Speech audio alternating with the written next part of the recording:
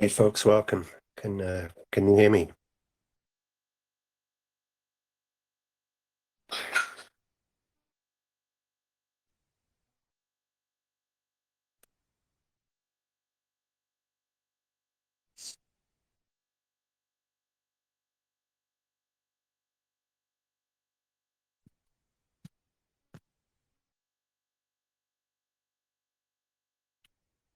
DC10, weekly event. We're doing pretty well so far. A place to speak, listen, and drop in and check the tone of the group. I guess there's no pressure to talk, but the space is here if you want it. There's nothing structured, as always, if for good reason. I think open conversation is an excellent structure in itself.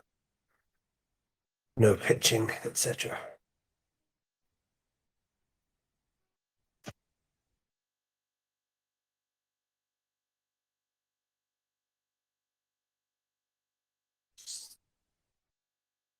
If you can hear, just give a thumbs up. Or...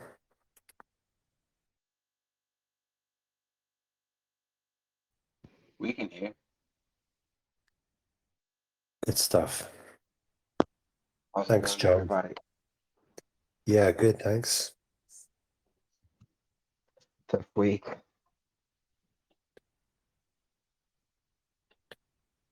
Just digesting the news that Bavarian is going to put some sort of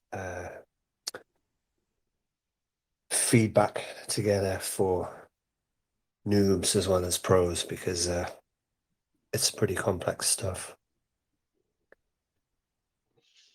Nice. I've been away this weekend, so I just caught up with the Conrad dumping. Yeah, because that's the thing. I don't check my portfolio. Like I sensed some like bad news will come, and yeah, I just stopped checking the portfolio. Yeah, that's all right too.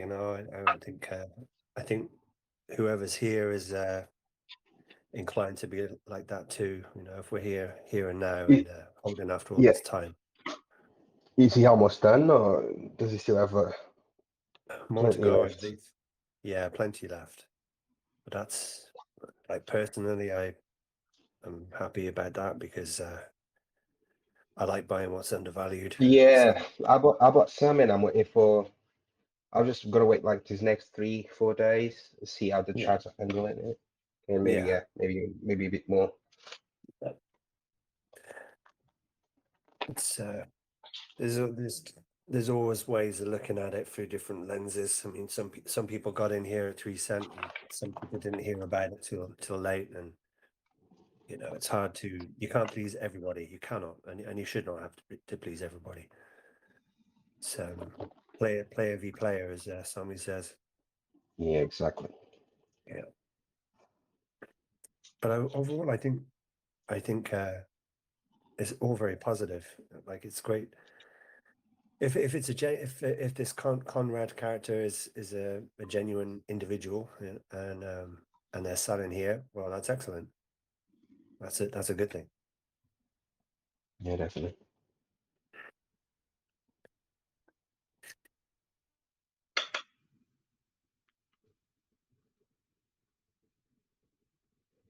You mentioned something in the beginning. I don't really think I caught that. Do you mind repeating? Like, Oh, I was just saying that we're on VC10. It's just a weekly event. It's going well, and there was no pressure on anyone to talk, but mm, the space is here for people. I think it's done great so far because it's created a bit more of the community is only better for it when people are using yeah, their and voices. and It's it's very good growing. for I've seen somebody uploading on YouTube. I was thinking about doing that, but yeah, you did it first. I was like, congrats. yeah, someone did that for us. It was a good Yeah, idea. that was cool. Yeah, I never even thought of putting it on YouTube, but obviously, you get a bit when you're really into things, you get a bit macro focused and you get the blinkers on. You don't think about other resources. Like YouTube is cool for outreach. So Yeah, I've been thinking about like all this information that we share with each other. Obviously, it's theories, but I'm wondering if later that is gonna bite us back. link it back to Richard, because obviously we know the thing about decentralized stablecoins. Yeah, I think sooner or later we'll have to make some sort of collective decision about how we head. Like, we're all on the same ship, and there's not many of us either. There's I think there's an argument to say at some point we just nuke the Telegram. Who knows? Like, who knows who's That looking? wouldn't be a bad idea, yeah. To start I it all mean, over again. yeah, if I was I think we kind of touched on it last couple of weeks.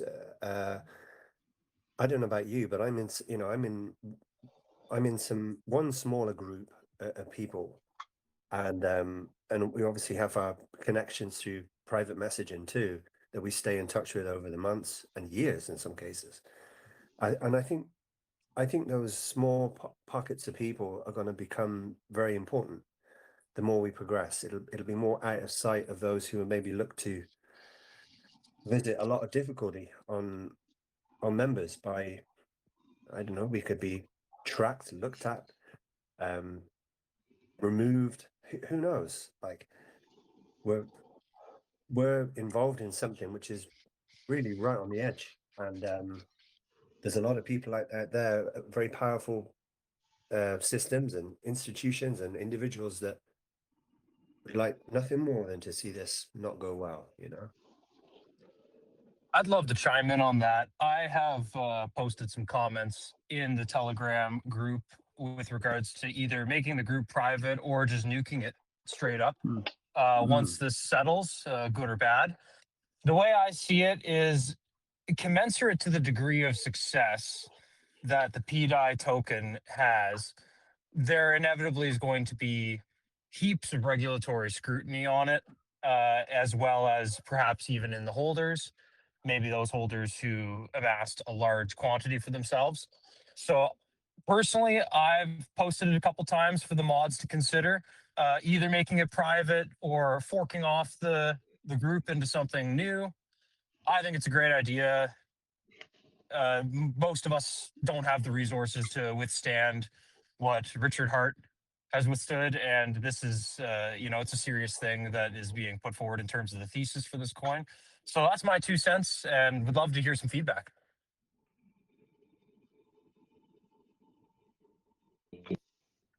Hey guys, how are you? How's it going? Yeah, Tom. Well, thanks. Yeah, good to be on these VCs. I love them. It's probably arguably my favorite time of the day. Aside from a few questions I want to ask, which I'll probably ask later, I think maybe we should consider perhaps actions like that, perhaps when the Clarity app comes out, or just on that basis. That's probably a good time to sort of have a think about what happens. Which is kind of related because I've seen all these videos and all these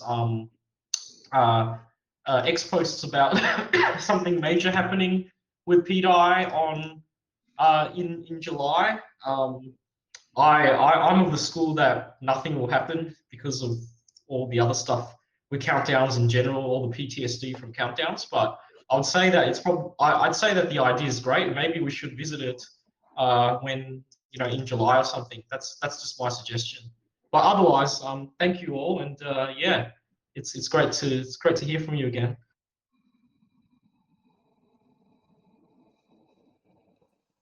Nice one, Tanner. Hello, boys and girls. Hope you're all well. Osprey, how are you, bro? I'm good, man. Yeah, I'm good. Nice. Tanner, you made such a good point, bro, about clarity. Like, to be honest, it all does just come down to getting clarity, which is exactly what it says on the tin. Once that's happened, then we're going to be in a position where we'll know exactly what kind of comes next, Hey guys, how you guys doing? Can I log in there a second? About the Clarity Act and my view on that, I think it's a huge chance for us. Why? If the banks get their thing going with no yield on stable coins, on centralized stable coins, everything that's DeFi is off the table there. There is no regulations on DeFi that are important in the Clarity Act if you look at it. It's all on centralized finance. So actually, in my opinion, that's exactly a starting point for us.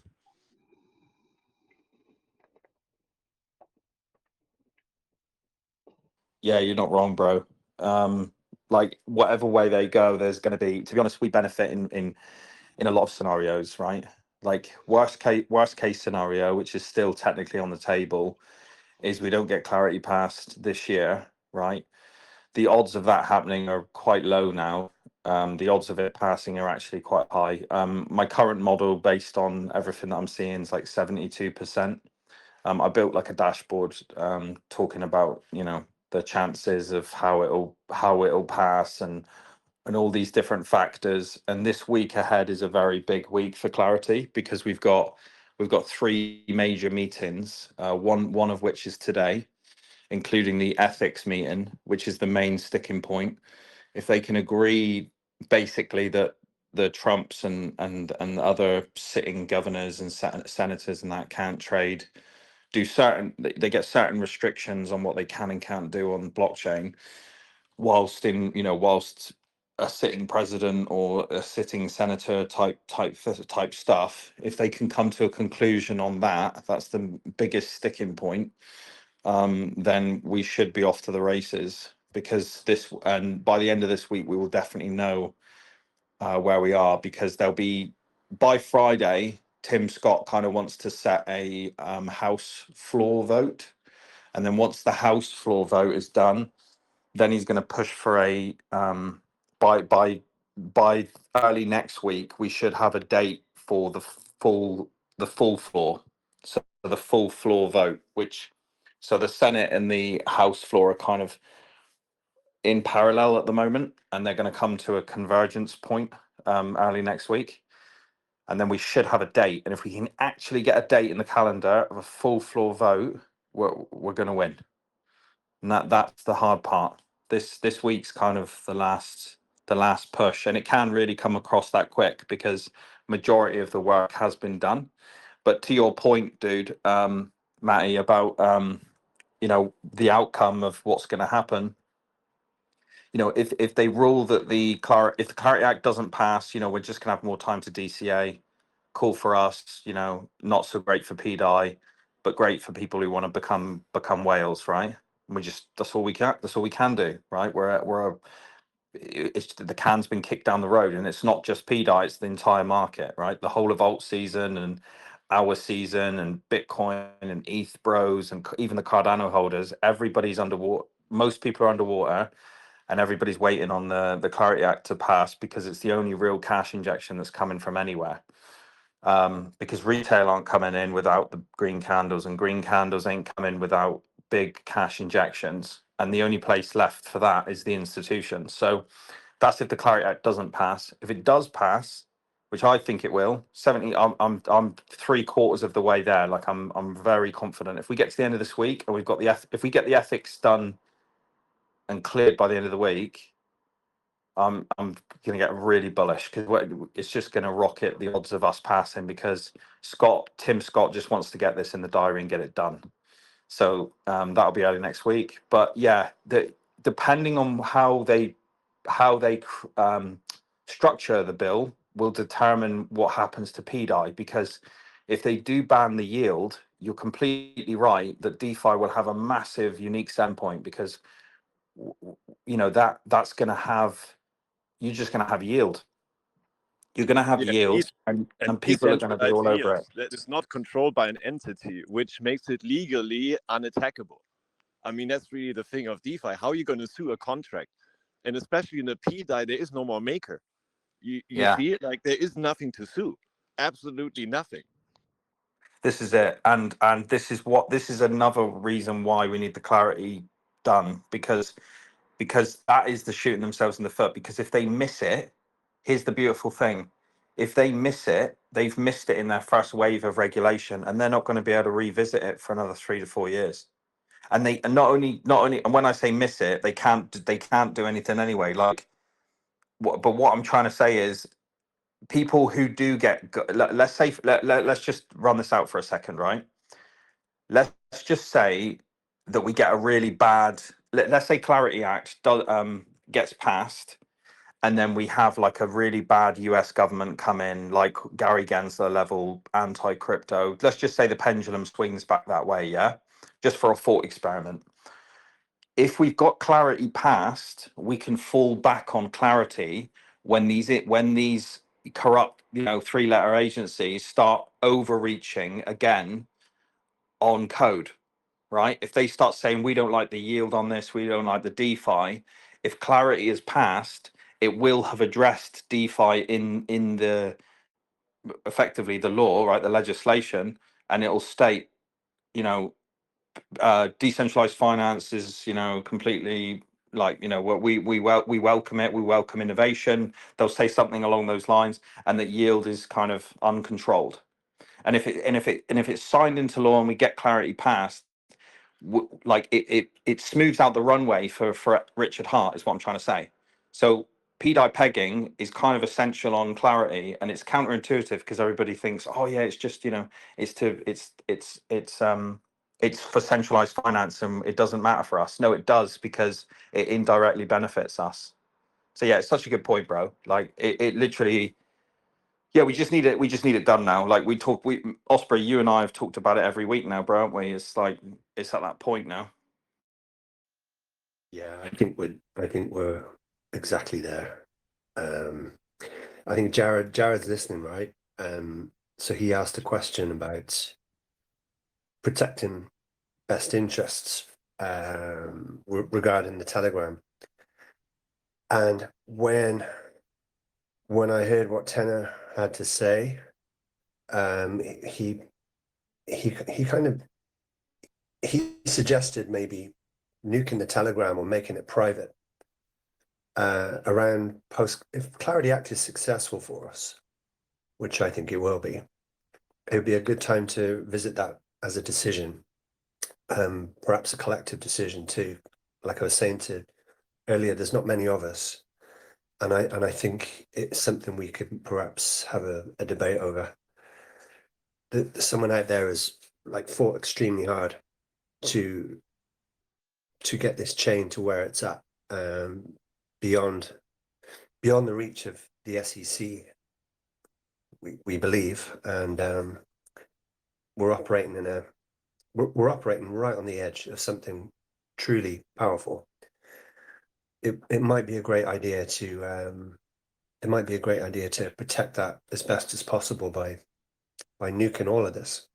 Yeah. Nearer the time. So that, I think that's what Jared said. He posted about it a couple of times in chat, and I just raised it at the start of the VC, and I think it's not an elephant in the room, but it sure could be at some point. And it's great. I think it's great if we talk about this stuff early, and we can be prepared and make the right move.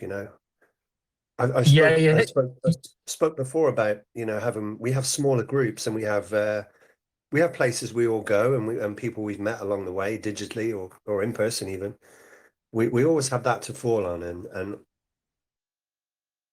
it's it's a conversation we could have like collectively, and people. There's people in here who can have great ideas about how to move forward as a community and do things clever and just play it cool, play it smart. Yeah.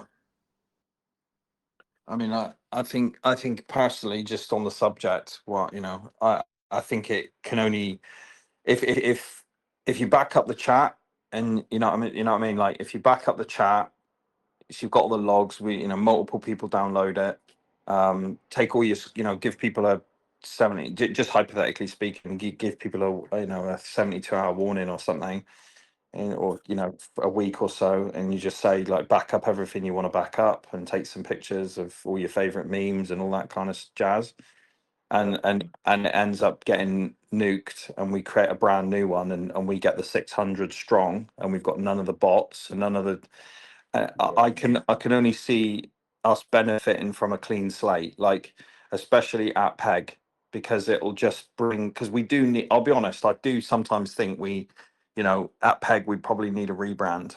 because there's so much stuff, like newcomers coming in. I mean, I know there's a lot of jokes and stuff, but like there's so much stuff that in the chat. There's so much trauma in the chat. You know what I mean? Like, like it's not even. Do you know what I mean? Like, in the best way and the worst way. Do you know what I mean? Like we've got all our history, and there's just so much like, like if you start thinking about all the stuff that we've discussed in the main chat, it's just off the rails. Do you know what I mean? Like no serious investor will come in and be like, those are the people I want to invest in. You know what I mean? Like, but you know, but yeah. Now, all jokes aside, I think a rebrand never does anybody wrong. Do you know what I mean? Especially when it's controlled and it's done well. But again, like you said, Osprey, it's one of those things you've got to kind of chop up and talk through as a collective. Yeah. And plus we got Michael Shaw as well, putting that website together. That's going to be a superb resource of history. So I'm not sure where he's at with that, but I'd say he's very busy with it. He's got the API working, and it's like a huge resource of DAI information. So Yeah, if I he can seems to. chime in for a second. So I appreciate you raising that again. I was talking mainly about the geopolitical factor, how this coin, if successful, is obviously earth-shattering, and it will be tremendous, and there will no doubt be some form of reaction from regulators. It'll be so much more difficult for them to communicate some degree of enforcement if the Clarity Act passes within the current language it is. But from what it appears, the Clarity Act, whether it happens or not, it seems as though this thesis is unstoppable, at least some have said in this group, which I love. However, the concern that I mainly raise in terms of the rebrand or nuking the chat or whatever it comes down to is that there may be some members in here who are insufficiently anonymous, perhaps, and we want to look out for everyone's safety. So whether that's being, I guess, harassed by regulators who are unhappy with what the result of PDI turns out to be, or whether it's just I guess individuals and criminals who look at the chat and they see, wow, there's a handful of people in here who are newly minted millionaires, perhaps, or however much everybody's been able to stack, and we want to not paint a target on anybody's back. So I think it'd be great to fork the chat over into something new and rebrand it, and you can archive the other ones as best you can, and so that the core stories and the lore and everything, it should be documented to some extent because it's an amazing story when it all comes to pass. But for the sake of everyone's safety, I think it would be smart to bring it down to something a little more manageable, and that way everyone can stay in touch and hopefully ensure some degree of safety for everyone. What do you think about making a forked chat private, Jared? Oh yeah, big fan, big fan. That was Yeah. my suggestion initially when I think I had tagged the mods at some point. This would have been months ago when I raised this initially, but Okay. absolutely should be private. That's my opinion. I think there should be some consultation amongst everybody and all the participants, absolutely, but make sure that the consensus is reached. But my opinion is nuke this chat, make a new one that's private, that's invite only, and that way everybody who's been an active participant all this time can be included, and we can leave no trails behind, let's say. Yeah. Yeah, wise thinking. I like that. Yeah, that would be such a good way to kind of upgrade the level of chat as well, in a sense. Do you know what I mean? Because you've got that kind of private members club like energy, that vibe, which I think is quite nice. And I think a lot of people will be thinking that way psychologically at PEG as well. Like they're just going to be wanting to hang around with people that have been in the trenches with them along the way. And like you say, if we compiled a list of known people or something, that would work. And then it's almost like Yeah, and people have to kind of say to their friends, "Oh yeah, I know so and so. He's in the chat," and it's kind of like, "Oh, do you?" And we kind of almost vet our new members, as it were. Absolutely. And the thing too is at PEG, it would be great for there to be a private group for everybody, because there may be some activities that individuals would like to participate in real life and collaborate. And we've got a lot of like-minded people who have shared political and philosophical beliefs, and they might now be flushed with a lot of resources to do something to really help change the world and to make a meaningful impact. And that would, in my opinion, it would provide a better venue for people to actually organize in real life. And whether it's something charitable or whether it's something that's um, perhaps political, whatever it could be, you could make some real world impact with the newfound resources to make things better for everyone, ideally. Nicely said. Yeah, that's probably a good mention to say. Like, I totally agree with the different chats. Like, I'm in a couple of group chats which are kind of have those interests. You know, there's like a UK tax group. Without shilling too much, I actually run a Dubai kind of PDI Dubai collaborative chat. So if anybody ever wants to kind of, because I don't, you know what it's like, Osprey, we don't want to like flood the chat with off topics and stuff. And obviously we've talked about it in a bit in the Die Tards Lounge, but if anybody's interested specifically in UAE and Dubai stuff, moving there, emigrating, collaborating, real estate deals, post peg, all that kind of stuff, just that interesting investor mindset, then just give me a DM and I'll send you a link.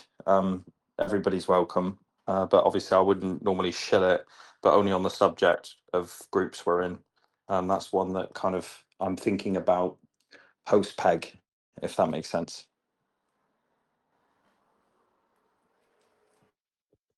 Yeah, that'd be great. I might reach out to you about that. One thing I'd like to also mention is I appreciate the efforts that have been made by Dr. Pegger and Osprey with regards to tax planning and just psychological planning to make sure that if the members here are the benefit of monetary windfall, that their heads are in the right place and trying to do their best to not screw up tremendous fortune if that's what will be happening. So I appreciate everybody's efforts in that, and I appreciate your guys' efforts too on the mod side. It's a big group, and there's some rowdy discussions that can happen, and you guys have done a great job in terms of keeping it cordial and not banned. So much appreciated.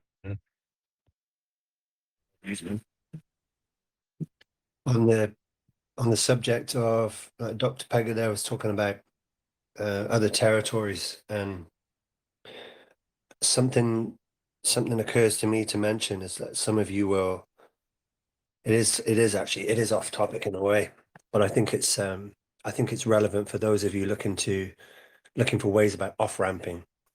So something I've been using for a long time is I won't even mention the name. I'll try to be as legit as possible. So I've been using this service. It's based out of Laos, and it's a bank. And unfortunately, inside, I think it was perhaps around May the 14th or 15th, I'm in the EU, and a wave of sanctions was visited on this bank by the EU, and it could last a rather long time. So I found myself in a situation regards off ramping.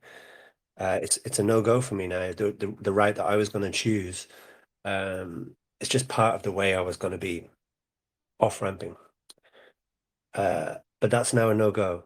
I have no access to that. The debit card I have, will not work in any ATM in Europe for the foreseeable, as long as these sanctions are in place. Now, I totally understand sanctions. They can be a good thing and a bad thing. It just depends on perspective. But I think it's all about the bigger picture, and not a part of that. So if you have if you have some sort of off-ramp facility and it's based out of Asia somewhere, just go and double check their telegrams or however you choose to follow your off-ramp provider, and make sure they're not subject to the same sanctions. Most of these off-ramps go through banks, and a lot of these banks are in Laos and Vietnam, whatever. So just double check that for yourself. I think it's just an exercise in preparedness. And I fell foul of that one. I did not see that coming, and it caught me by the heel this week. So that's something to think about.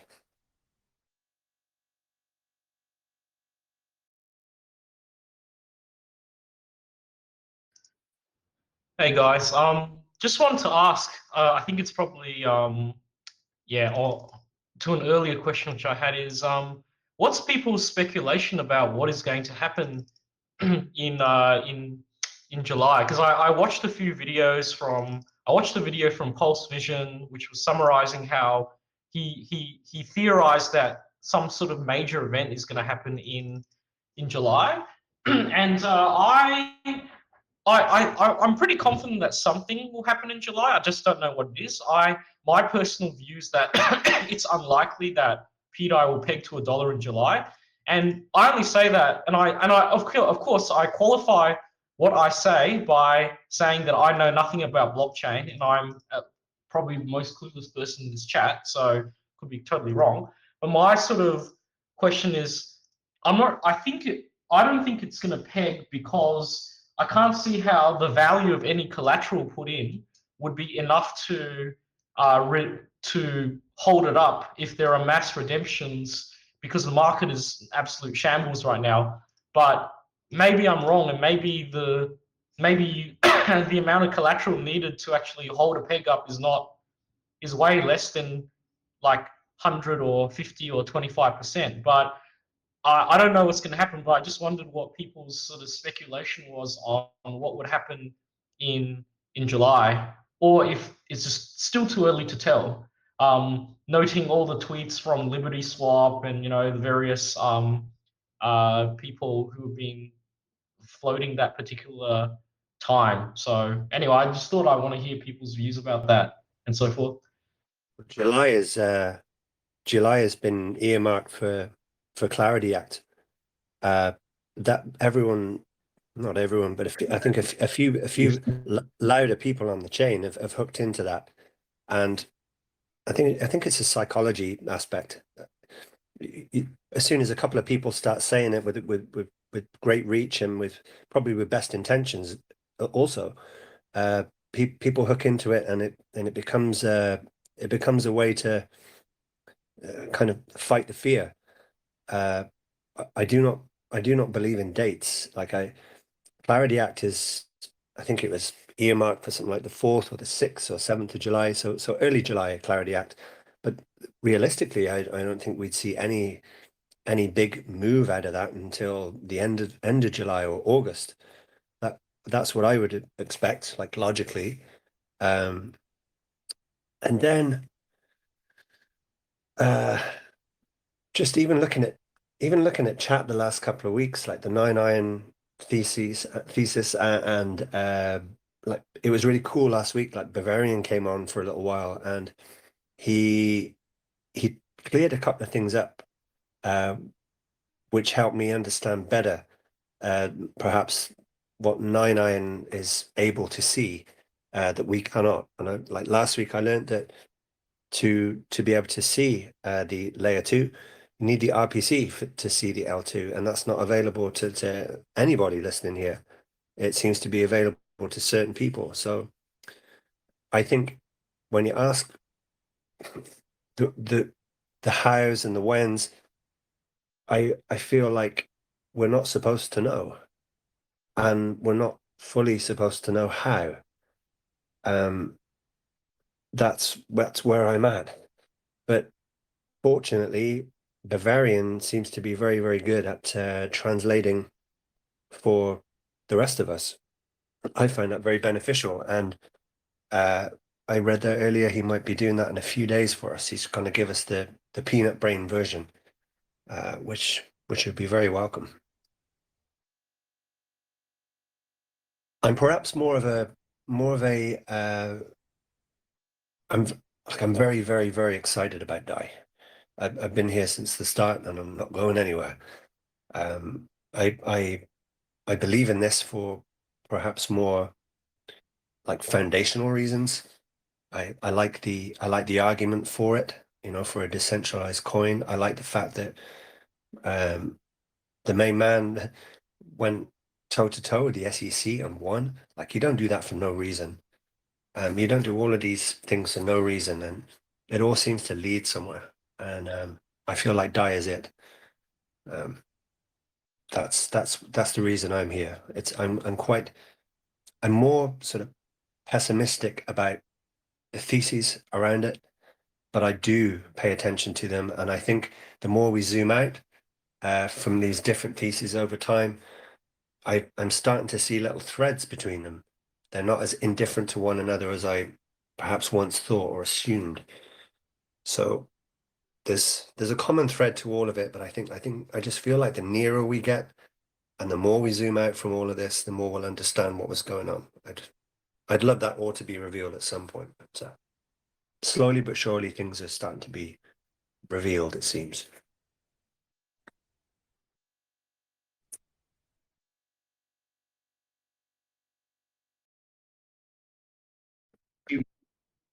Yeah, well said, sir. Appreciate that.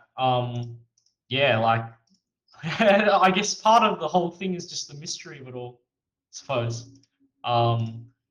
Yeah, but yeah, it will be. I guess we just have to patiently wait and see what happens. But yeah, I'm with you in the sense that I'm in it because of the importance of it for, you know, people's freedom and liberty, and, you know, how the world's been sort of turning to these days and stuff. But yeah, no, it'd be good. It'd be good. I look forward to seeing some good news, hopefully, whenever the time is right, I guess. Yeah, I think you and I are quite similar in the way we think about it. It's the everything, many things seem to have been a filter. Many things seem to be a filter, and it's all employed to test people, to test their mettle. And I mean, look at where we are now. I don't know how long you've been in Tenor, but I think you will have seen it too. A lot of names just aren't in that chat anymore when you scroll up and down. That's something I look at pretty regular. And you, I'm sure, we scroll up and down, and the names are becoming more and more and more familiar. Like, these are our people. These are the people on our ship. And there was a time when you would scroll up and down, and it was just so many names all of the time. You wouldn't remember them. But it's clear the filter has been working, because we seem to be down to some of the last, and it's pretty awesome. Yeah, I've been around, yeah, for a couple of years since before PDI. Like, I started buying. I bought Hex. My first purchase was Hex for like 15 cents or something. Shortly after the Ukraine war started, that was actually when I got into crypto. Okay. As for PDI, I started following it when Somi started sort of talking about more, which was in, I think it was late 20. It's like late. I think he really started ramping it up in late 2024. And prior to that, I just had you know, like a few $100s of the lottery ticket meme coin. But then when he started like explaining why through decentralized me, why this could actually be a serious project, I started paying more attention. I started put more capital into it and stuff. And I did buy the PDI top. I did buy it at 2 cents. so I'm somewhat biased, of course. So yeah. Yeah, it's just been yeah, a bit of a journey. Yeah.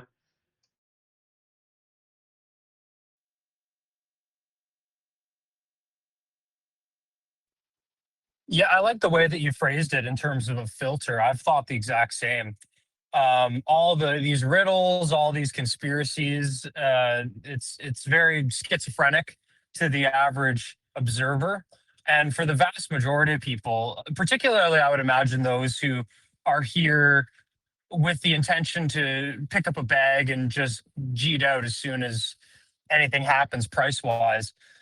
The time delay and all of these riddles and conspiracies seem to work in a manner where it just really dissuades them from participating and getting involved. And it's called the herd to a group that seems keen on trying to read between the lines, but also a lot of shared political belief. Like everybody's seems to be here, and they seem to value the freedom to transact, the freedom to express oneself, the freedom of association, and all of these common beliefs. So I think it's a great mechanism to really ensure that only the right people are able to meaningfully participate. And I know that Richard Hart has spoken quite a bit about this in some of the past live streams. So it really ties it all together, in my opinion, at least in the way I perceive it.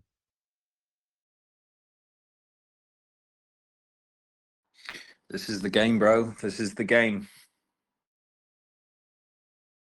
Also, Tanner, you asked about collateral. And the answer to that question is it depends on the redemption rate, but I did run the math on it. It was between 2.2 and 4.4 billion, billion with a B, in terms of collateralization, was like kind of and that assumed an 18% redemption rate. So that's presuming 18% of people are kind of getting their bag and exiting the system like fully, right? They're not staking their yield. They're not staking their PDI and getting their yield if that's the mechanism that's available. But that was just one test that we ran on that number. But obviously 44 billion in supply is a large number. So yeah, let's just I'm not saying Richard Hart's going to do it, but if he is going to do it, he needs 2.2 to 4 billion actual backed dollars in order for an 18% redemption rate. He can do, if he got to like 15 billion or 20 billion, you're looking at like a 50% redemption rate, something like that. So again, these are just like they're just test numbers, but that is the answer. As comfortable or uncomfortable it may make people. Yeah, and the other question I had was what specifically would make PDI a better value proposition if the stablecoin not allowed to get yield? Is it purely because it's DeFi and we somehow synthesize yield? Or I was thinking maybe there's some sort of clever strategy where the rewards to holders is not technically yield but effectively acts like it, or something like maybe fee generation or whatever I call it. Like, you know how in Islamic banking they don't charge interest, they charge some weird thing which is a fee instead, and they get around the usury rules. I wonder if maybe that's the way to do it. Maybe someone's thought about that sort of thing, or talked about. I wonder. Yeah. Well, it's a two-part question there, because the host of the yield, number one, it has to be a trusted host, right? So it has to be, because we all know what's happened, right? We've all been in crypto long enough to know, staking platforms are very high risk and they never generally end well, right? I think that's fair to agree upon. The only real staking that's kind of safe is staking on chain, but that's just you and the code, right? That's the whole basis of Richard Hart's ethos, isn't it? Not your keys, not your coins. So it's kind of a two-part question, really, because we have to have first a platform that we can trust. Either that's directly from Richard, or that's like Liberty Swap or some trusted entity. It has to be a trusted entity, and it has to be verified by Richard, really. Like it just has to be. And secondly, because of the supply issue, again, we're just guessing because the collateralization is still on the table. It still has to be done. But assuming it's been collateralized and we're getting a yield, you know, that yield, is it going to be paid in PDI? Because that, I mean, that is a big question because everybody is assuming that it's going to be paid in PDI. But there is an argument to be made that it might not be. It might be a different token or a token of some kind that will be. And again, please don't misunderstand me. I'm not talking about any of the trash that's coming out before the peg. So anybody who's releasing staking platforms or saying, "Oh, we'll wrap up our PDI in this, we'll do this, we'll do that," just assume it's all a scam. Okay, I think it's probably that's probably a good point to make actually while we're on VC today, because there's loads of different platforms and people saying, "Oh, look at this, look at that," blah blah blah. They 99 said it best. If they want, everybody wants your PDI. Don't let them have it.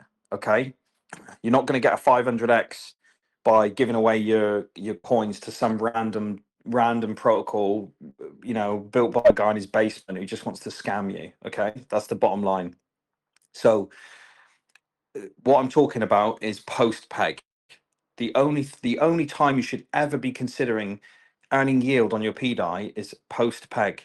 There is no other time because, I mean, the game's not over yet, right? We're still playing the game. We have to get to $1 first, and then at that point, it'll probably be one of two things. So, like I said, it'll be like an Aave, not an Aave, sorry. Liberty Swap will launch something. Obviously, we know they got their Aave fork and that coming out soon, and they're releasing. You know, they just released the ZKX wallet, and you know, they're becoming a very well trusted entity of the community. So if Liberty Swap launched it, I would consider it, right? Would I ape the whole bag? Probably not. You know, but two things have to happen. Either Liberty Swap and Richard kind of have to collaborate, you know, have to both address it, or even if Richard just retweets it like he retweeted Liberty Swap 2 or 3 times in the early days, right? He obviously took a look at the code, if not already behind it, because it's, you know, a lot of us believe that the Pioneers and Liberty Swap are on the same team as Richard. So again, either Liberty Swap or Richard talks, you know, launches this platform and says you can, you know, you can now stake your, you know, PDI into this platform. By that point, Richard will have either said, "Oh, you idiots managed to," you know, whatever he's going to say for the cover-up story, right, to protect his own ass. You know, "You idiots managed to peg the thing that was broken. Well done." Do you know what I mean? Or whatever he's going to say, you know, "You morons actually did it," you know? And at that point, you know, then it's just a case of what's it going to pay out in. It'll probably be a copy or some codified version of PDI, you know, like XRP have like different versions when you stake them, and everything like a coin can become a different version when you stake it, and it'll pay out in that version. So there's loads of different mechanisms that could happen. I just don't think that they're going to continue to inflate the supply from 44 billion. Like, that's just my opinion. I have no basis for that opinion. It's just that I think 44 billion is a big enough number as it is.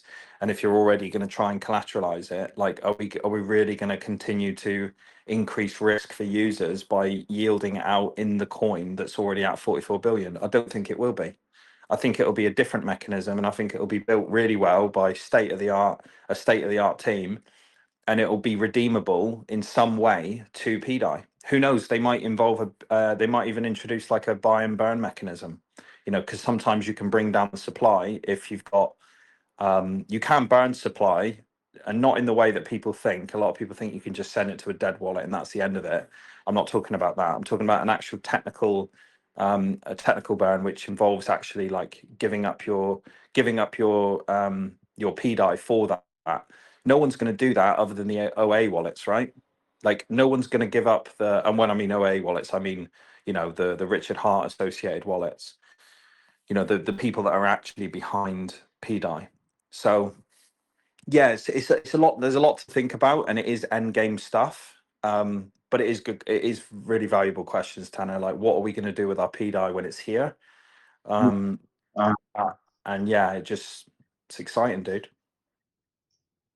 Thank you, mate. Appreciate it. By the way, shout out to a no-existent Stephen in the chat. There's some non-existent Stephen in present. I don't know. I don't really know much about it.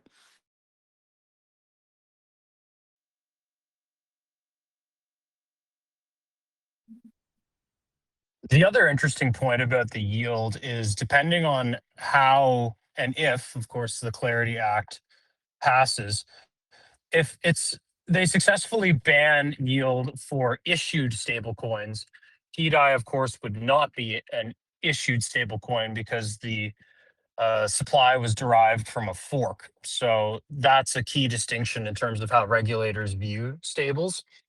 And this would be a unique product offering in the sense that it would be one of the only, as far as I'm aware, there may be some others and others can chime in if they're aware of some, but it would be a stable coin where it would be protocol based yield, whether it's from staking or perhaps some other deposit mechanism. I don't know. I'm not really a dev or a code guy myself, but if you want to use something like USDC, USDT, the issuer stable coins, you usually need to put those onto Coinbase or could put them onto some kind of exchange. And then you have counterparty risk, and then you have middlemen, all these things that we in the community have been trained to be skeptical of. So that would be the unique offering in the sense that PDAI would generate yield in a trustless manner. I think that I could only see that as being the way where it's successful. And then I don't know if there'd be any other uh, coins on the market that also don't have admin key risk and don't have an issuer and are completely permissionless. So that would be a huge selling feature for it, and that's the only way I could really see it happening. The other way that people could perhaps earn interest or yield on their PDA, though, would be liquidity pools. In order for this to be integrated into the broader crypto markets and financial markets, there's going to need to be robust and thick liquidity pools, I would imagine, between these issued stable coins to the extent that you can. So that could be an opportunity as well to connect PDAI into the broader economy through LPs.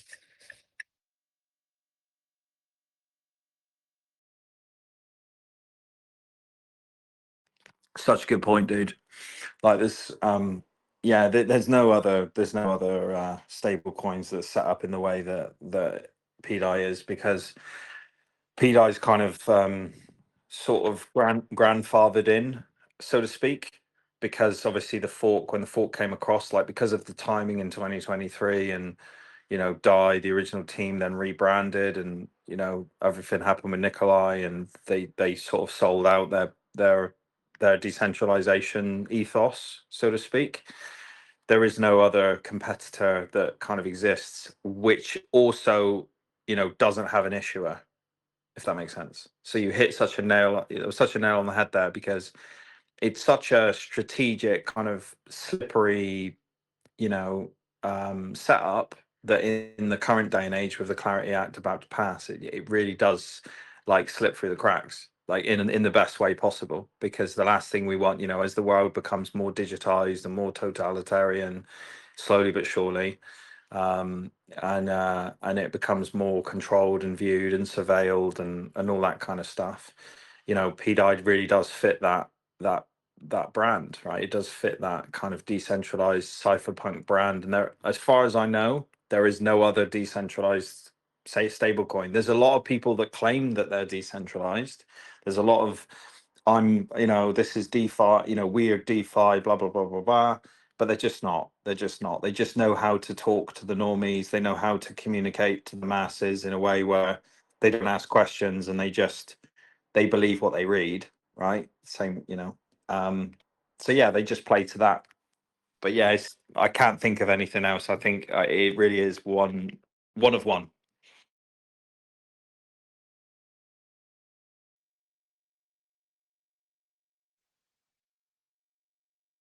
Hey fellas, I had a question for, I don't know which one of the lads was asking about the yield. Has anyone considered also, I liked your comments, Dr. Pegger, about not giving your PDAI to any of these protocols beforehand.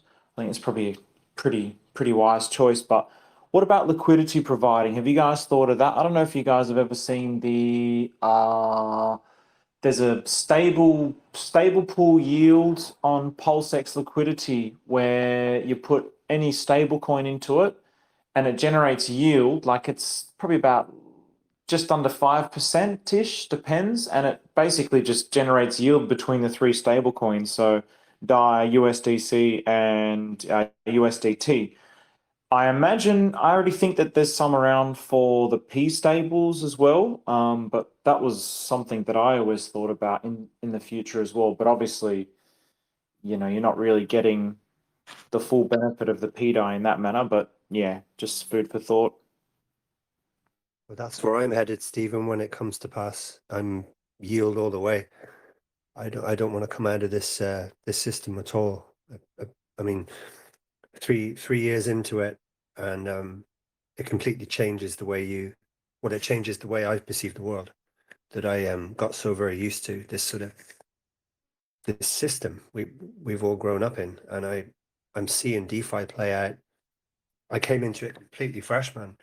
I was playing around on Polygon before I got the Pulse chain, and I learned some real basics, just real basics. That was all. And Pulse chain was like a whole new. Oh, it's just like opening a door into something completely different. And it's taken me the best part of 3 years to really wrap my head around the idea that, oh, I'm actually in something completely new. It's better. It feels right. These are my kind of people. I like the way people think. They think like me. And I'm a lot more confident. I'm a lot more confident in myself, and I'm confident of what's ahead. I really do like the idea of just doing everything I can to remain here and make it work for me and for my family. And I see PulseX as a huge part of that. And yield is the way. I cannot imagine just coming out of this. It would feel, maybe you might have a good take on this. You're a thinker like this, but I would feel selfish for coming out of it, and going into some system where we're just so utterly policed and almost like a fear-driven system in some ways. You look at all these exchanges and all the stuff that goes on, the stable coins and the freezing and etc. I really do feel like it would be a selfish move and it would be a weak move. I would feel weak for having given up on it. I cannot do that after giving 3 years to it and just feeling so excited about it and it changing me. It changes my perception of this world we're in. So yield for me all of the way. And as and when that happens, I do not know, but it's clearly ahead of us. Just to lock in there. Hi, Stephen. Nice to hear you. Marty! How you doing, brother? Just Good, because bro. LP point is coming up. LP providing is not regulated in most countries and is not a taxable event. That's also something to take in consideration. Even if they really go after the yield shit, they don't really go after LP providing, which in my opinion is anyway the safer one. I don't want to give my coins to some random protocol like you guys already said. If Richard doesn't do one, if there's no official one, I prefer doing a pool or being part of a pool that's already there. Why would I risk it? I'm still the owner of the coins. Like, in my opinion, that's definitely the way to go. Like the safest way of all of them. Absolutely. I think I'm hoping there's going to be something where you providing liquidity is benefiting the system as well. So you're stabilizing the system in some way, you're contributing to something that's just offering value to the system as well. That would be ultimate. Because liquidity providing for yield, obviously, it's a good comment you made. I don't know what it's like in Australia. I'm pretty sure in Australia it is a taxable event, but one of the ideas that I've always had in relation to that is don't sell any PDAI. And then when it's in liquidity, like if you're ever going to sell any PDAI, you're selling the yield that you're getting after it's already $1, so that there's no tax basically. So that's another thing that I've thought about for anyone who's in Australia, because I'm quite sure liquidity providing yield, we get taxed on bloody everything in Australia. So you get taxed for friggin' sneezing here. So I'm sure we get taxed for liquidity providing. So yeah, I don't know, but I don't know what you guys think about that as well, in the sense that could there be something that contributes positively to the system? I'm really wondering about that kind of thing. I mean, obviously, if you're just providing liquidity for like stable coins or something, yeah, that's good. I guess there's just so many ways of making yield with liquidity, really. You were asking about what's beneficial about providing liquidity. The thicker the liquidity is on V2, what does that mean? The less price impact sales have. So obviously it's good if we provide liquidity for the system. And once it's packed. Right now it's nice to have low liquidity.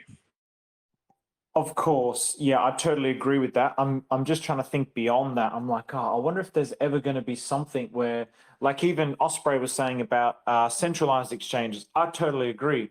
But one thing where I would potentially offer it to a centralized exchange is if you're creating a bridge between a centralized exchange and PulseChain. So then that's the only time that I would provide some form of liquidity. But even then, I probably really wouldn't. But just something along those lines where, I don't know, just something outside of the realms of possibility, something that we haven't even seen before. But I don't know, my head's just in the clouds, maybe. Dude, why do you think Herman sent 300 million PDAI just randomly to one of the biggest exchanges out there? Weird move, really weird move in retrospective. Why would anybody do that? Send 300 million PDAI to a centralized exchange. That was the Binance, was it? Yep. So if you think about that, they already have forked, obviously, positions because all of them were holding DAI, USDC, USDT when it got forked. No, that's not a question. But doing that on top of it, when it packs, that might be interesting. That's what I'm saying. There's hints to that. And the Binance connection generally, in my opinion, is more likely than a Coinbase connection, just knowing like more or less how CZ, or in comparison, I would argue that is a possibility that could connect us to the centralized finance. And even if I'm not the fan of centralized finance, let's be honest, it will happen. It will happen one or the other way. This is not like we don't have the choice as private persons, just somebody can do that. What are we going to do against it? Nothing.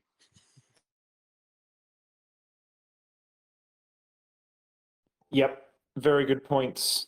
I remember once there was no evidence, recorded evidence, but someone mentioned that CZ was watching one of my streams on Twitter. They saw his name in my stream, and I was like, bro, you should have taken a screenshot. That would have sent the whole chain wild.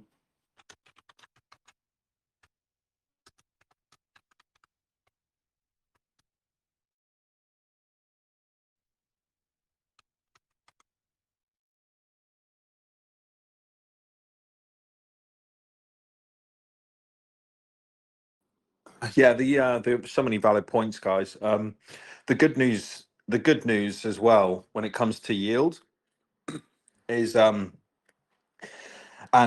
staying on chain, which Osprey very well articulated about wanting to do the right thing, and this idea that the kind of ecosystem that kind of made you, I mean financially, and obviously crafted a lot of people. Like a lot of people have become, quote unquote freedom fighters ever since they found DeFi, ever since they found Richard Hart. Many of us have read his books, Sci-Vive, or just watched his streams and kind of took on a lot of his attributes and his way of thinking and his viewpoints and philosophy. And even if it was an idea of like holding the idea up in the mirror and saying, do I agree with this, yes or no, and then having our own independent thought and saying, okay, I agree with him on this, but I disagree with him on that. And the point is, a lot of people have evolved since Richard Hart has launched, you know, since a lot of us came across him in 2021, or it could have been 2022, 3, 4, it could be even newer. But it does affect you, and it does change you, and it does kind of reinstill those values and core beliefs in yourself about how you view the world. And a lot of it, and to Osprey's point, you know, there is an element of kind of like, you know, be it old school now, but kind of honor in it. Like there is honor in, you know, you get the opportunity to buy a cryptocurrency that's essentially an unbacked stable. It does a 500x. You manage to retire yourself and your family's life. Like, why wouldn't you remain in the system to some degree? Like, whether you've ring fenced yourself in and you're like, I'm not going anywhere, and or whether you're 50-50 or whatever your ratio is, right? But there's going to be some level of like, I'm still going to stay connected to this system because this is the system that helped me get to where I need to be. So there is something in that. And also the good news is it's not like we're going to be alone at PEG either, because when we win, and I do believe that we will, I believe that in my heart that we will win, and we will win big. And I don't, and I'm not just for the PDI PEG, that's a huge catalyst, but for Richard Hart in general, like he's not somebody you want to bet against in this market. He's not somebody you want to bet against in crypto. You know, every week, every day, we're seeing new information coming out about other founders like Hoskinson, and you know, I'm quitting, I'm not quitting, all that kind of stuff. This isn't an opportunity for me to dunk on him, but I will say one thing: pattern recognition is real, right? And people expose who they are at both the top of the market and the bottom of the market, right? So pay attention to who's winning, and pay attention to who is going back on what they said and changing things. You know, it only came out recently that team was dumping hundreds of millions of dollars at 2021. And, you know, in the same breath, Richard Hart doesn't even get the credit for not moving the OA wallets on Hex, right? There's cognitive dissonance across the whole space, and that's fine, because a lot of us know who he is and what he stands for and why we're here, because it's not just about Richard, it's about who we are as individuals. And the point I'm making is, when the PEG happens, when our season happens, when we're 100x higher than where we are now, we are a fork of Ethereum. We are a system state copied and enhanced version, in my opinion, of Ethereum, right? So it's not like people are going to be aping into the project and they've got nowhere else to go. They can come here and they can build, right? The biggest thing that people, I don't think, are kind of, some people are overlooking it, and some people are more than aware of it. But you know, Ethereum whales today have been Ethereum whales, some of them for like 15 years, right? So some of them have been in since day one, since day dot, since the trenches. They've got community, they're part of like, you know, 10 or 15 communities. They've got their own Telegram chats, they got Discords, they got like in real life friends. You know, it's become a whole world for them. And that's all gonna, like, imagine how much of a world this has become for us here. And we are 99% down, and we're still showing up, we're still buying, we're still calling out the weakness in our ecosystem, and you know, telling people they should keep buying and pushing back on the haters. Imagine how much louder and how much more powerful we're going to be at 10x higher, let alone a peg or 100x higher. Like, so you don't have to worry about people leaving the ecosystem, in my opinion, in general, because there's so many people that are going to be like flooding in. And yeah, I'm one of those people that ain't going to be leaving. Like, even if I dip my toe in a bit of real estate, or I do a bit of this or do a bit of that outside, but I'm not going anywhere. Where are you going to go as well? This is the other thing. Like, the next question is, where are you going to go? Oh man, you just nailed it. I couldn't agree more. Like everything you said, basically. I mean, even I thought I sort of knew what DeFi was, really. But after having really explored and sunk my teeth into PulseChain, I've learned so much. These things which probably didn't seem that significant to me 3 or 4 years ago have become like the center of my world. And I'm desperately trying to get my friends and family into this.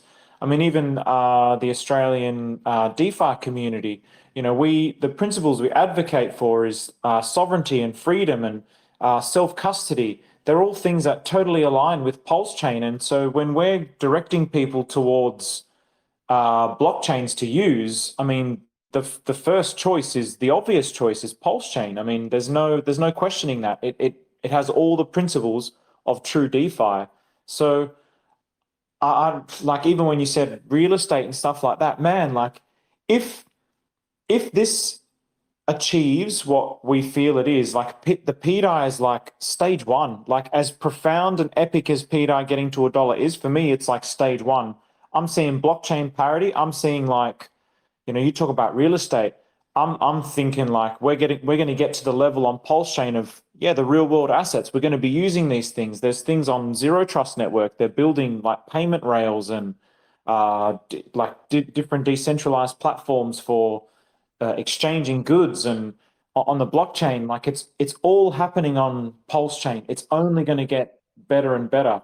And the significance of the sacrifice to me now, I really see it as like this ritualistic process. It's like the sacrifice it actually is genuinely a sacrifice. I think everybody looked at that and was like, oh, this is just Richard saying this thing to get away with, like, get a legal thing, but really, we know he's going to pump the bags.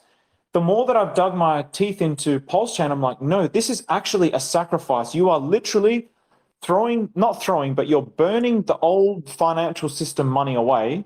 You're giving it away and you're entering into a whole new system, and you're essentially saying goodbye to that old system. That's how I feel about the sacrifice phase now. So I feel like anyone who truly understands true DeFi, that's going to be the process of entering into true DeFi. When you opt out of that system and enter into this one, you're sacrificing that, whatever that was, you're burning it, converting it into crypto, then you're in this whole new world. I think there's more profoundness here than we realize. Thanks, Stephen. I like that.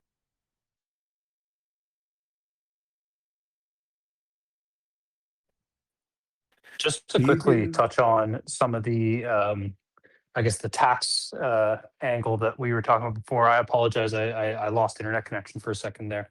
One thing that I've said a couple of times in the Telegram is there's really no reason to sell if this is a robust peg like we've all been discussing.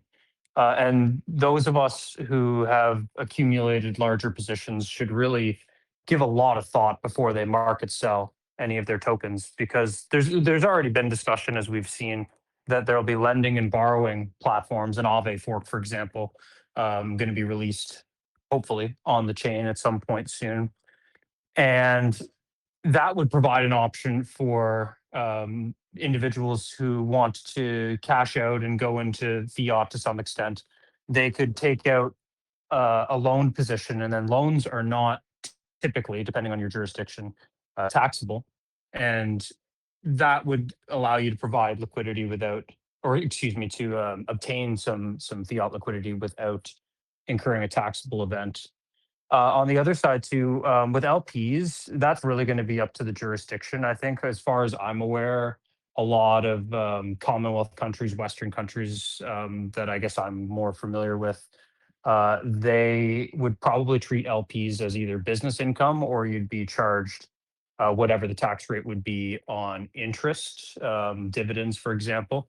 So it's going to be jurisdictionally dependent, and it's something that I would encourage everybody to really take a look at and get a strategy together if you're anticipating that PDAI will be pegged to $1 in the near term future or in the long term future, whichever that may be. It's good to have your own strategy and understand, because it would just be a shame for people to get excited and to cheat out. It's not in the spirit of the community, for one, but also you're creating a massive tax liability for yourself by doing so. And if there are opportunities to earn yield, whether your jurisdiction taxes yield or not.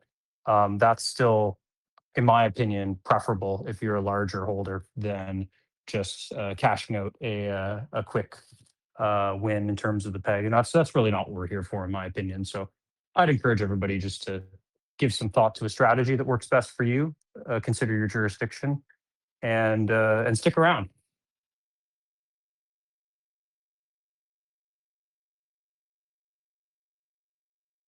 Jurisdiction surely comes into it. That's one of the best points right at the end. I'm starting to find that out. European wise, it's difficult.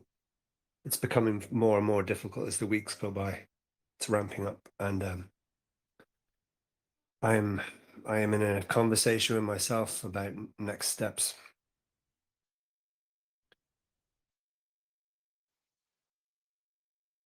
It strikes me that folks in the States are going to have better access than we do here at present. And I think I can probably speak for Stephen a little bit there about Australia, because you guys have had it very difficult until now. I don't fully know what it's like there now. Maybe things have improved a little, but I don't know. Is Australia keeping up with the regulatory background elsewhere?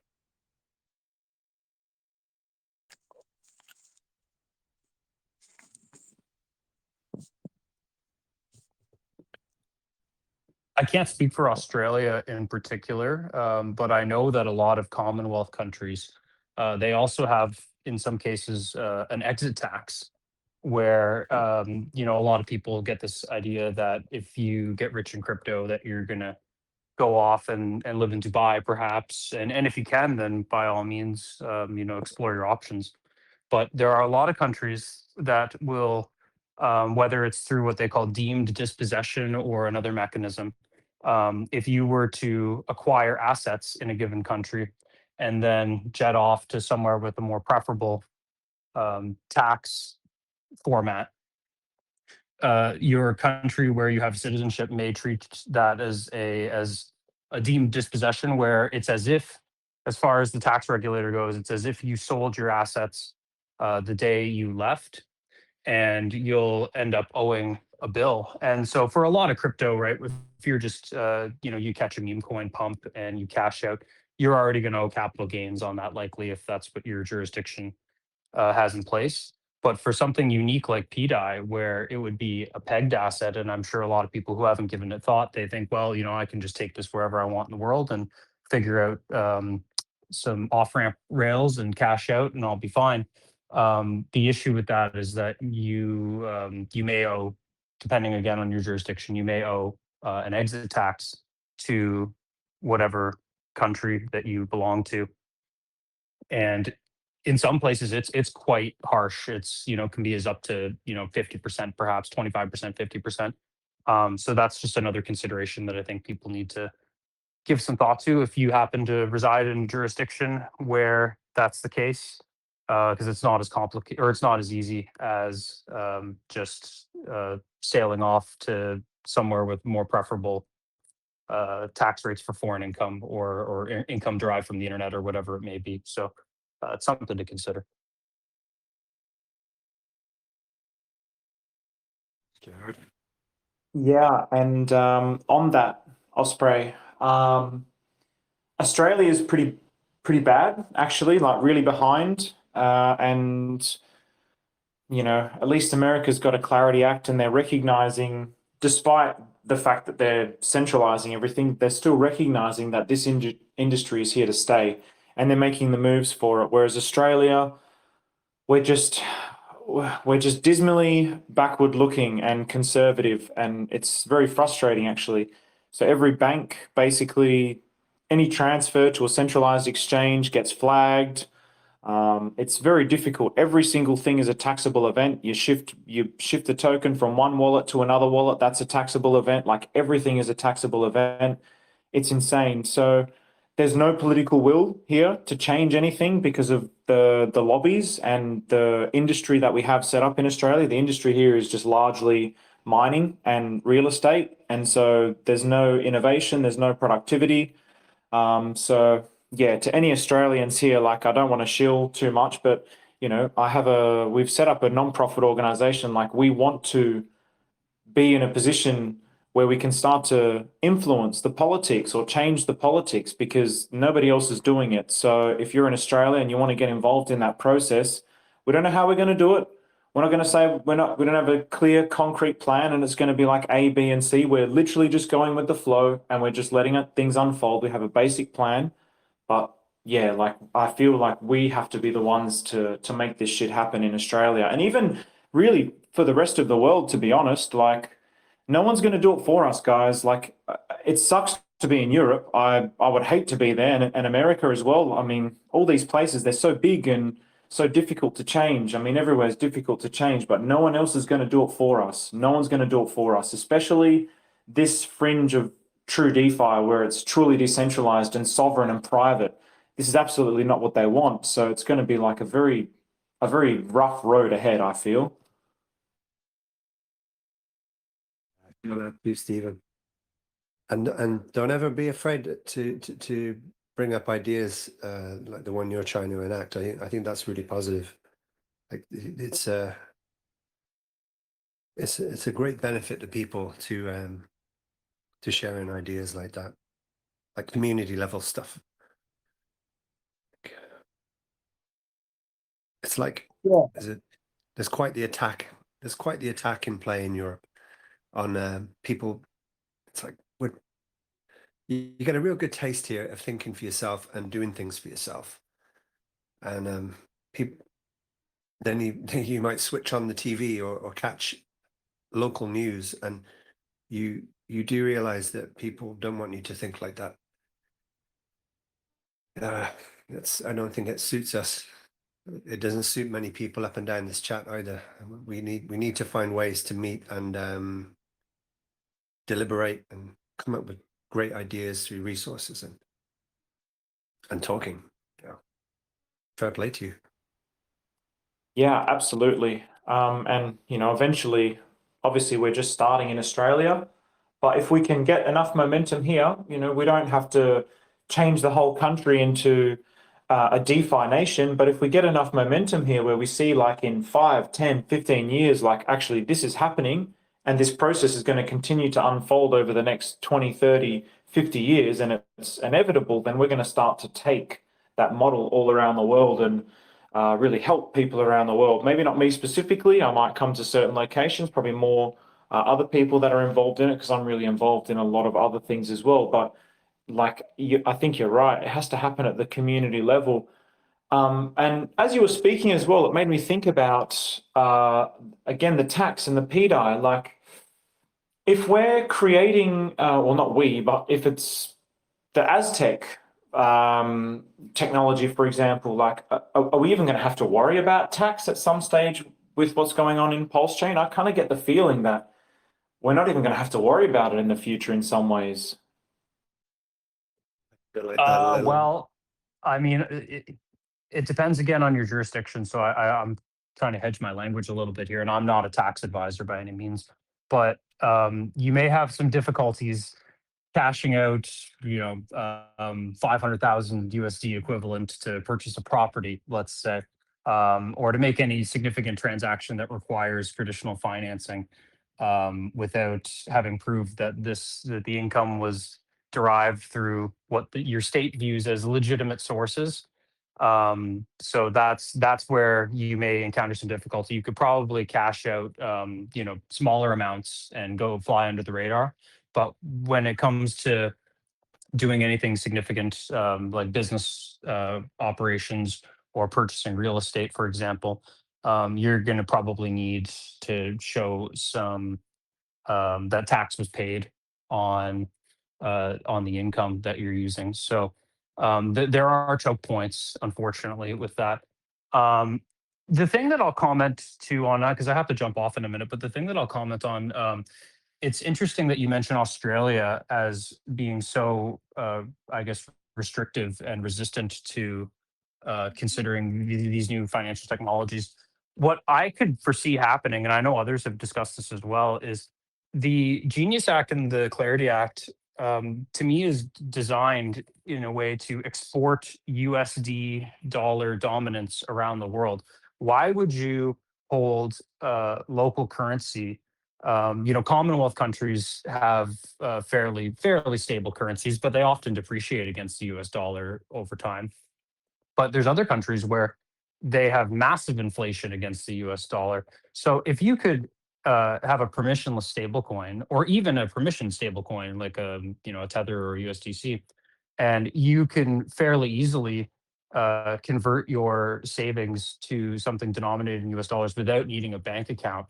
A lot of people in various countries where inflation is an issue, they're going to do that. They're going to opt for that. That's going to really weaken local currencies to an extent that would be just devastating for their value.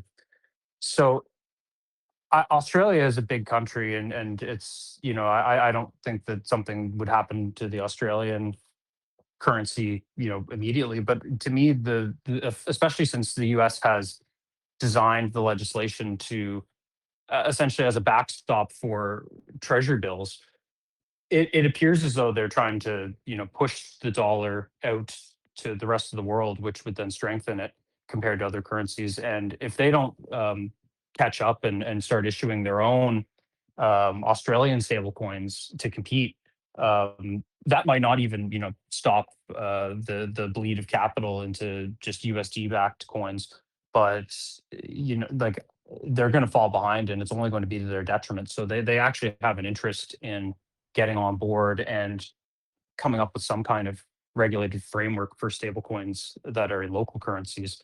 I know that there's lots of countries. I've followed this a little bit, and there's lots of countries where they are almost in a reactionary manner, are introducing their own legislation so that their currencies can be tokenized, because they see that they'll even explicitly state that they're doing this to prevent the drain of their capital into easily accessed USD proxies like stablecoins. So I think there will be a growing appetite. So if you're doing some kind of lobbying effort, or you're looking to get involved in that, I think you're starting at the right time, and I wish you all the best. Dude, if I can hook in quickly in a stablecoin conversation. I'm living in South America for quite some years now, and this is exploding here right now. There's so many apps coming out using USDC and USDT for instant payment services internationally, because it sucked before, like how much you would pay through banking, how long it would take, how much obstacles there would be. So this is already happening, absolutely. And what it is a Trojan horse for the US government to implement their hegemonial status of the dollar. Because a petrodollar is in danger, obviously stable coins are a good way to ease that out. Like to have still the dollar as a major payment system around the world. So even if people say it's private, for me, all USDC and USDT is like kind of CBDCs supposedly private.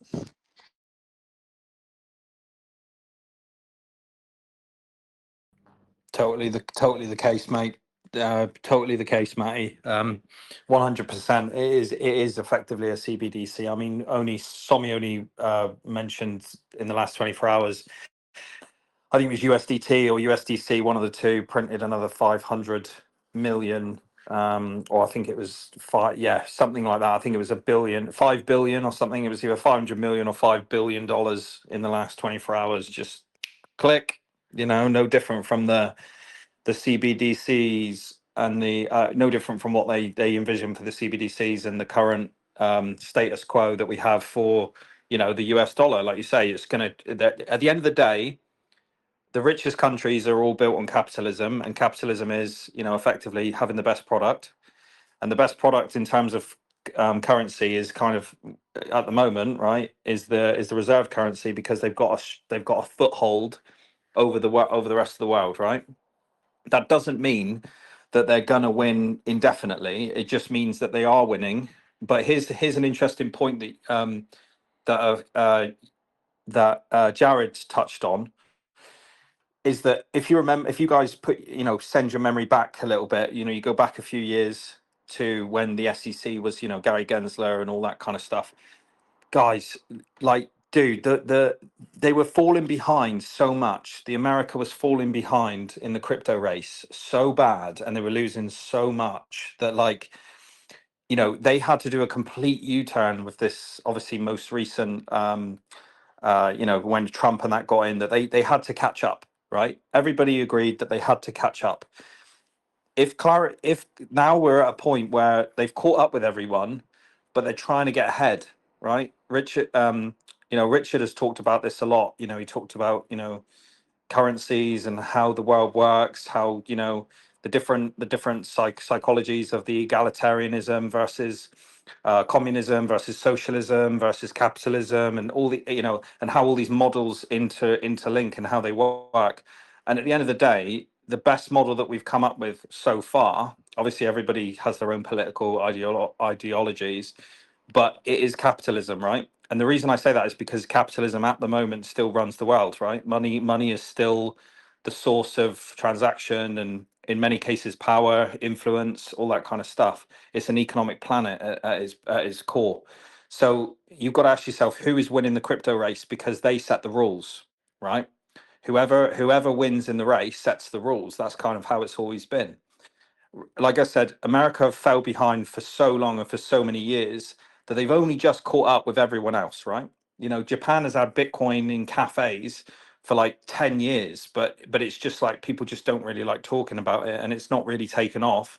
And a lot of people don't live in Japan, so a lot of people don't care, right? Most people are living in, most people that we speak to, certainly in our community anyway, are, you know, Americans, Australians, Brits, you know, South Africans, Europeans, or, you know, that sort of central sort of area. Not so much, not as much Asia. We still have some guys from Asia, but they are independent markets, and they have to be respected in that way. Like, you know, Japanese market is not the same as the you know, the US market, and so on and so forth. So, but my point is, the US have been falling behind for so long, and they finally caught up.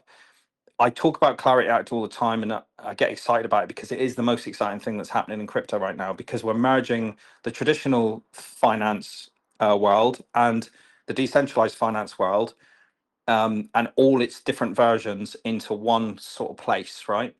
And it'll give America the opportunity to not only you know, secure what they've created, because they've been trying to catch up for so long, because there was such an anti-crypto government and anti-crypto sort of setups before, that Clarity gives them the opportunity to pull ahead. This is the key. The key is that they want to pull ahead. They want to lead the way. And the only way that America are going to lead the way, which is a good thing, by the way, because we need someone to lead the charge on crypto, so we can have that level of adoption.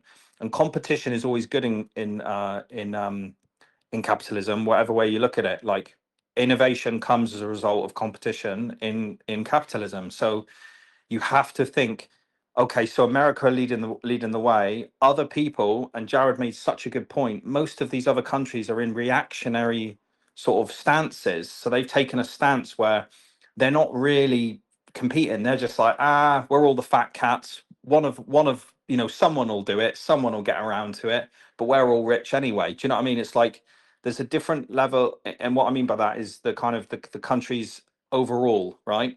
A lot of people are saying, you know, because you've got South America, you've got South Asia, you've got Central America, Central Europe, and they're all different continent, like different places, different continents. They've all got individual countries, and they've got individual jurisdictions. So it is a complex chessboard, so to speak. But if America can lay out the clarity in one hit and say, this is the regulation, this is what we're going to operate from, other countries are going to follow that. They're going to come along and say, copy paste that, and we'll make a few iterations of our own. But nobody really wants to take the first step, if that makes sense, but America are trying to get ahead of other people, because you've still got the likes of BRICS, you know, Russia, India, sort of China, all these other countries that kind of collaborating to try and almost create their own dollar. It's almost like a race to the front, but also people don't really want to take the first move. So it's kind of like, it's like the nuclear treaty, right? The nuclear treaty on the planet with the crypto, with all the countries involved. Nobody really wants to fire the first nuke, but they've all kind of got nicks. Do you know what I mean? It's kind of that sort of stance and element to a degree. And there's an important point, and really it's just that when it comes to clarity, it really does solve a lot of these problems, because you can have so much innovation, and everybody who's kind of on the sidelines, like the Australians, the UKs, these kind of anti-crypto sort of just kind of dragging behind, right? Just dragging behind, just so far behind, so anti-innovation, such, just bullshit, really. Like, those people and those countries have to catch up, because if they don't catch up, and this is the key, this is why I'm so excited about the Clarity Act, you're going to have so many people booking flights and flying to America and giving them the custom. And these countries know it on a capitalist level, right? This ideological kind of like changes across Europe and all this sort of stuff, that all goes by the wayside when money becomes too much of a problem, right? Because it's kind of a case of like, if you don't evolve, you're going to evaporate. And we're seeing it we're seeing it in Australia, we're seeing it in the UK, we're seeing it in even when Canada shut down all the lorries. Do you remember when they shut down all the lorries because they had that huge incident with the truckers? Like, that was another prime example. When you got world wars happening, there's always a model for decentralized finance, but also centralized finance. Because if America do not get this Clarity Act done, and they don't get to the front of the queue and the front of the line this year, we're in for more pain when it comes to the other countries, Europe and all that kind of stuff. The good news is, if they do get it passed, it's now become an even more competitive market, and the gap between those that are innovating and those that are falling behind is just going to become wider and wider and wider, which is great for us, because it means that the countries that we live in are going to be thinking, fucking hell, all that money's going to America. All these people, at some point, there is a number of people that are booking flights. If you go exceed over a certain number of people that are actually getting one-way tickets out of the country, it gets to a point where you have to look at the numbers. You have to look at, right, okay, everybody's leaving. Why are they leaving? Okay, we need to seriously change it. And America is a prime example of someone that was going in a really bad direction when it comes to cryptocurrency, and they very quickly tried to undo it. And they've done a pretty good job of doing it now. And this is kind of the last bastion that they have to cross, right? It's the last barrier they got to jump. If they can jump the Clarity Act, it opens up the whole board. The whole game opens up. And then you're going to see all these different countries, these South American countries, these Asian countries, all this kind of stuff jumping on board, because they're not competing with America necessarily. They're competing with other countries on their levels. And they're saying, right, well, they've laid the groundwork. We want to copy paste, do what they're doing, and we want to be at the front of our group of countries.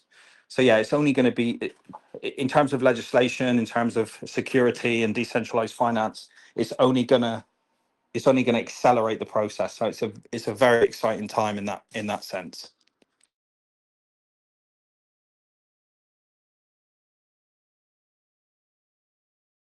Must be getting late in Oz. It is. It's almost midnight here. Hey, there was something you said before, Osprey, as well.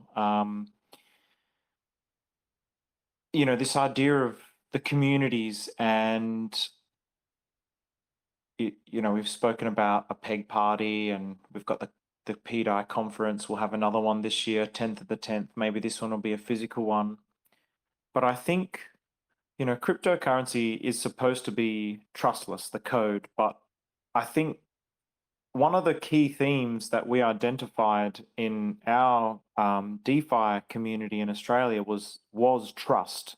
People come because they trust a person there, or there's an establishment of trust in the connection of the community. So I think this is kind of deviating a little bit on the conversation, but I think that that's really important. I mean, when we were talking as well before, someone was mentioning about the different tax laws, and for example, if you wanted to take like $500,000 out to buy a house, okay, people are going to do that, no doubt about it. But it's almost like the better option and the better mindset to develop around this is, okay, all right, I want a house, but instead of me putting money towards a house, I'm going to gather some people who are also interested in this idea and then build or design a real world asset tokenized something on the block, a protocol on PulseChain that can basically, I can start doing that on the chain without having to bridge out.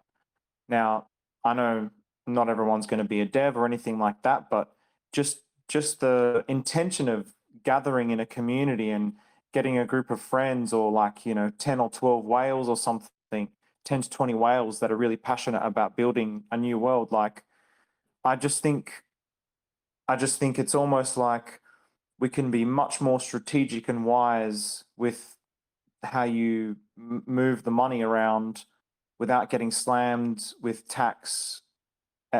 But you'd have to delay your gratification again, like longer and longer. To build those things might take years to get the, all the certifications and whatever. But yeah, I think those kinds of things are born in communities when you have that trust and you build those connections with people, which I think is really, really important if this decentralized economy is really going to take off.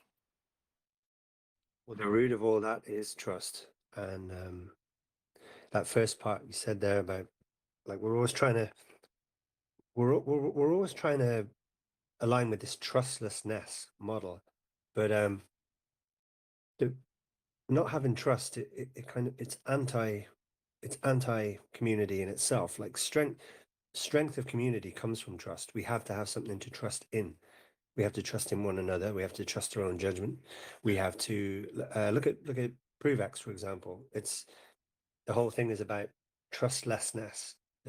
Like, trust less, but you're actually trusting ProveX to work. We have to put that trust somewhere in order for things to function. It's like trying to go day to day without an arm or a leg. You have to have trust. It's a part of human nature. Somewhere that trust has to fall, and not fall. It has to be placed somewhere. I totally agree with that. Sorry. Sorry, Tony. Yeah, I just think me personally, I see myself trying to move within the system, but I feel like I'll be doing so through for the big stuff. I can see me doing it through a loan system. However that works, I don't know how that's going to work out yet. I cannot see that far ahead. I'm here the same as everybody else, but I can see me doing it through a loan system, because it puts me into a different, in my jurisdiction, it puts me into a very favorable tax situation. I think honestly, that's how I would go for a lot of countries, is to go for debts, because you don't pay debts on taxes. Why do rich people not sell their shares, but they borrow against their shares? Is exactly that idea. Yeah, that's where I see it headed, and groups like I mean, here we are now, right, Steve? We're in a group now. We're all talking. Maddie came in with like a great point. He just compounded the whole point there into one easy to follow piece. And this is what we need. We need people like this, people like you, people like Shishio, Pega, Tenor. We're all talking. We're here digitally, but I think to have groups like this functioning in different places would just be super beneficial. You're onto something with that idea. You really are. And especially so, I think it's especially important in places where it feels more restrictive, where the pressure really is on, in those jurisdictions. So yeah, I wish you a lot of luck with that. Well said, Osprey. Fellas, can you hear me? Hi, Quinn. Yeah. So I'm on my cell phone. I guess my PC doesn't work for some reason, but so many ideas. First, I wanted to comment that I really loved how Jared first was speaking about safety for our community, because we've gone from what if to when to now after the peg. Our mentality is it's already happened, which is very promising, because we're all believers. But also, I wanted to point out something else that I had heard and wanted to comment about is, we do have President Trump, who is a complete crypto lover and very strong-willed president that I can't imagine in 3 weeks and 4 days would not maybe have the war completed, and also have this Clarity Act already passed, because not only are you going to have the greatest celebration going on, 250 years. Think of your own country, 250-year celebration. There's parties in every single city in the United States. So on top of the parties, you've got to have something else to give to the people. So I really do see it happening, the Clarity Act. The other point I wanted to make, and this is just me thinking randomly outside the box, is, how when you're looking for your keys and you can't find them, but they're right in your hand or they're right in front of you? I had this, I don't know, this thought today that why not ink? Ink is not been really used, right? And it is a Richard Hart product. Why not that be used? Ink. I don't know. Some food for thought. As far as PDI yield, being paid out in ink. Yeah, I An can see that. incentive, it is called the incentive token. When we were working on pre-launch, right, we were all testing, and ink was a big factor in, it was being accumulated. I think it went up to $81 at one point. Now it's like 24 cents. I don't know. It's just a food for thought, but sometimes things are right in front of you. And if he's already made you rich, Richard, with pegging PDI or some entity that has done that, why wouldn't he use something he's created that we already trust, and not trust something that we don't know about? Like, because when Wow.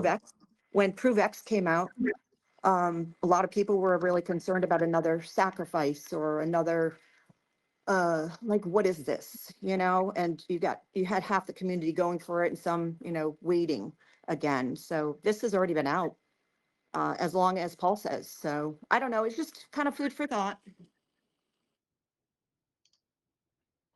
Quinn, I love that. I think that is such a. I want to. I think we should probably. I'm glad this is recorded, because if that comes to pass,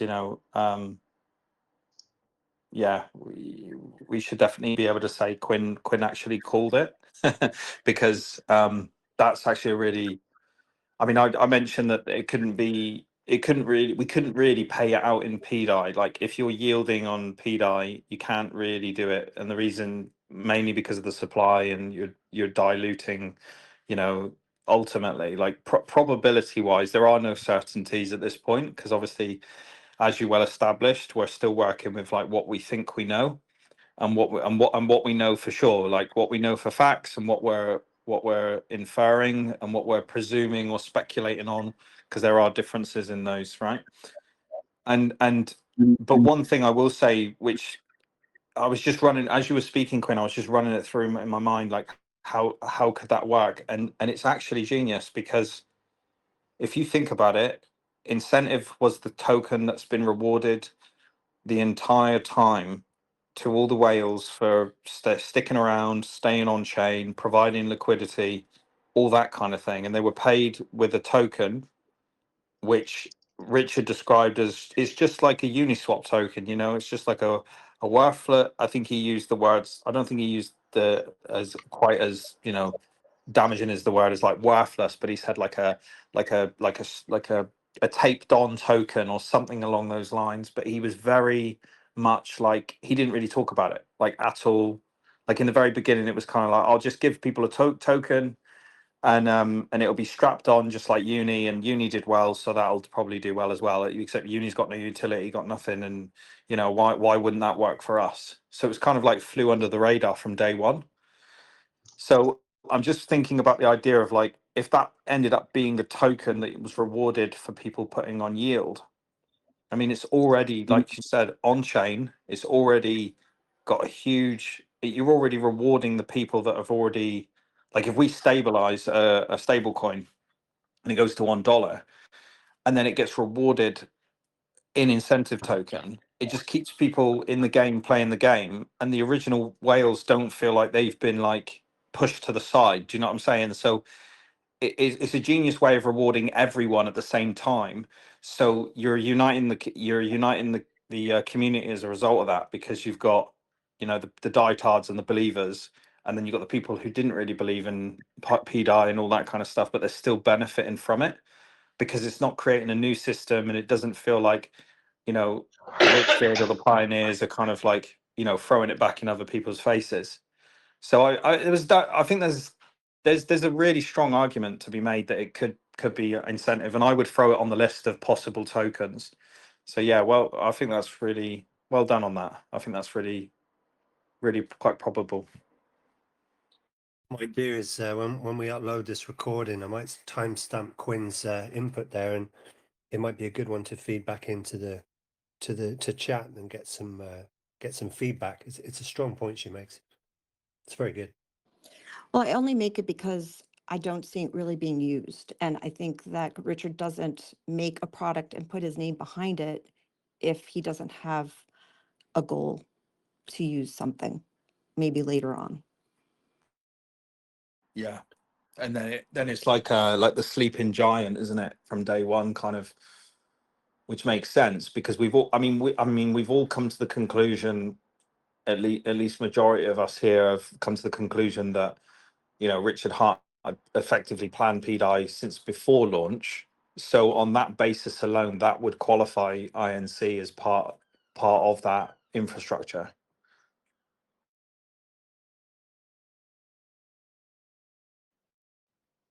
I really like it. I think that's a really sharp observation. That.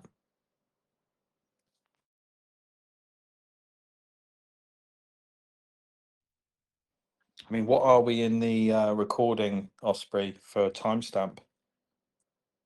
It's going to be, that was like 14:47:48 on my time. So we were like an hour 48 minutes in, and Quinn raised that point. Nice. Yeah. I'll put that timestamp on the upload because Yeah. good to listen back to that. Yeah, and there's your bragging rights, Quinn, baked in for about a year down the line. It was Quinn and Jared today. Brilliant. It's good stuff. Absolutely.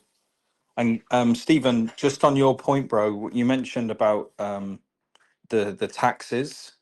The thing is with the taxes, which Jared obviously covered anyway, but I just wanted to put one prefix on what was mentioned, and that is that as somebody who's kind of like deep dived the taxes on you know, Western countries and kind of and tax strategies and actually sought legal advice, like actual paid for legal tax advice, you know, you really do have to get your anti-money laundering like systems in place ahead of time, because it really does become a nightmare when there are a lot of people in crypto that have this attitude of it doesn't matter. You know, I'm not saying that that was you. I'm saying that there are people that are like that, and they don't worry about it. They say, oh, you know, we're just the cypherpunks and everything's going to be fine.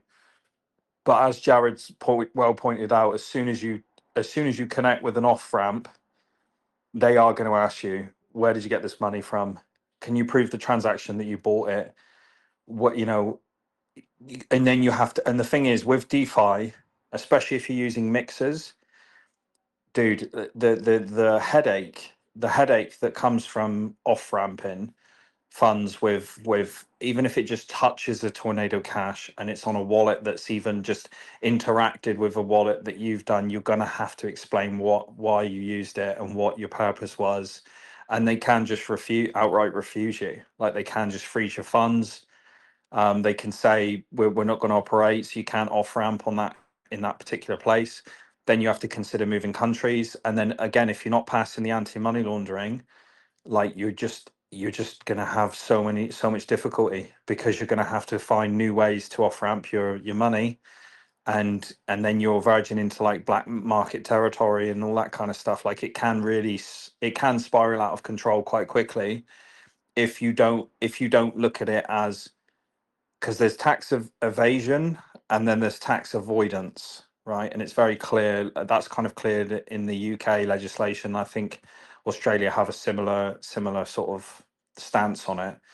And it's basically the idea that you're allowed to avoid tax avoidance is ultimately like, you know, finding legal ways to not pay taxes or to not pay as much taxes. And then tax evasion is just outright like, oh, you know, I don't care, and we're not gonna worry about it, and I just do, you know, I'm not gonna follow my taxes, and I'm not gonna pay any taxes. So yeah, it's just, and the reason I say that is because that's the way the governments view it. It's not necessarily a personal ideology, but they will be like, how did you get the money into the system? What did you do with the money while you were on the system? And how did it get to this amount? And you basically have to prove that, or you almost have to know all that stuff ahead of time before you start considering off ramping into, you know, certain jurisdictions or anything like that. So just a prefix on that to anybody who's listening as well, like, please get your tax matters in order. Don't get caught out because the government do want to take your money. Like there's nobody's arguing that the tax man doesn't want to take your money. I think we can all agree on that. So don't give them any reason to do that, or any reason for those choke points to actually choke you. Like, you want to be able to on ramp and off ramp as easily as possible. And yeah, to just get informed on your jurisdiction, do your own research on it, and operate within the laws. And even if you want to do the cypherpunk thing, that's fine. But ultimately, when it comes to jurisdiction, unless you're in a really pro crypto country and you've made that leap, but even then, if you've made that leap, chances are you probably needed crypto funds to get there, and so therefore you need to get your matters in order, and you get your finances in order now ahead of time, so that you're protected. Because unfortunately, until Richard Hart actually buys an island and names it Hexaco, we don't have a physical jurisdiction that we can operate legally and lawfully. And so yeah, that's just my view on it, since, you know, seeking my own advice for my own reasons. And yeah, just try not to touch mixers. Don't just avoid. You can use privacy tools, but just be prepared to explain it on the other side, is what I'm saying. So when you say get everything in order, I guess I don't want to. What I kind of know what you mean by that, but like what? I guess you probably don't want to give away all your. No, that's fine. I'm happy to. Yeah. I mean, Yeah, well, I guess what conclusions did you come to for yourself to set that up in a way that you're satisfied with? well, here's the thing, right? So the number one thing is getting all your bank statements and all your crypto purchases on an Excel document, right? And just printing that out and then showing the on ramp. That's the number one. The number one thing is they want to know how the money got onto the chain. Once you've got that, that's half the battle, because you've got proof of you purchasing that money. What it does on chain after that, you don't, in a lot of cases, you don't have to prove all your wallets and what you've done and this, that, and the other. But in my experience, one of my wallets, I used to use like a degen wallet, but you know, no criminal activity, nothing like that, but you know, just your trading and all that kind of stuff. And I connected to what was the Tornado Cash, just for fun, you know, the Tornado Cash fork that we had. I think there was one called Pulse. I can't remember what it was called now. Pulse Cash or something like that. Pulse Hurricane, I can't remember the name of it now. Anyway, the site's now gone down, so there's no proof of the site. But I've obviously connected to that, and it's never come up as an issue. But I was looking into the Tornado Cash stuff, right, because it's been a huge topic for so long. And I didn't really do anything. I just did a test transaction on it. It wasn't even it was like negligible amount. I was just interested to see how it works and how the on chain and all that kind of stuff, trying to get my head around the technology. But I was then deep diving into the research and stuff of the tax laws and anti-money laundering, which has to be respected in all, sort of developing countries. You have, like, anti-money laundering is huge, AML.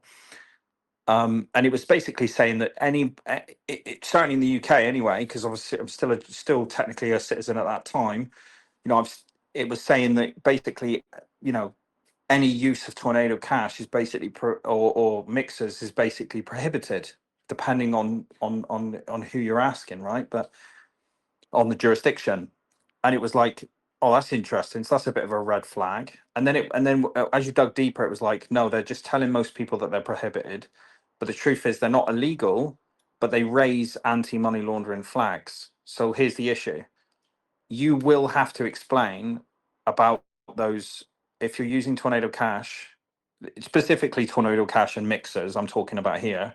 If you've ever touched them or interacted with a contract, you're actually better off just not using that wallet anymore and actually segregating your funds and just not having to address it as in terms of legality, because, like, if it comes up in an anti-money laundering, it's better to have that planned ahead of time and say, look, I was sending $1,000 from one wallet to another wallet, and that's all it was, than to or if it can be avoided entirely, it's better to just avoid it. That was my point. So as much as these new privacy tools look good, if it involves obfuscating funds and all that kind of stuff, I would look into your jurisdiction, because some of them are just very much like, no, you can't do that, don't do it. And then some of them are, you can do it, but you're going to have to prove what you've done on it. And all I'm saying is, you don't want to be in a situation where you're having to explain about the PDI and how it's pegged and how you put it through a mixer, and you've somehow got 500K or $1 million liquid, and you're now off ramping it on the other side. Does that make sense? As opposed to, like, I bought here are my banking transactions. It went on chain.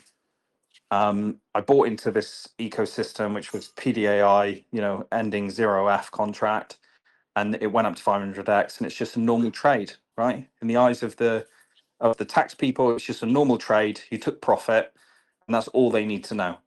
And that's really the perspective that I was coming from, was, just look at, if you have to start fresh wallets and start again, that's fine. But just think about, avoid, don't use tools that you don't need, unless you actually, and if you are, be willing to explain that and lay that out in, like, very clear and uncertain terms, right? In no uncertain terms. Thanks for all that info, man. I think I'm probably already a bit screwed, I have to say, in that manner. So I'm gonna have to just play it by ear, because I nuked one of my wallets because it was the address was just way too public, and so I pretty much nuked it.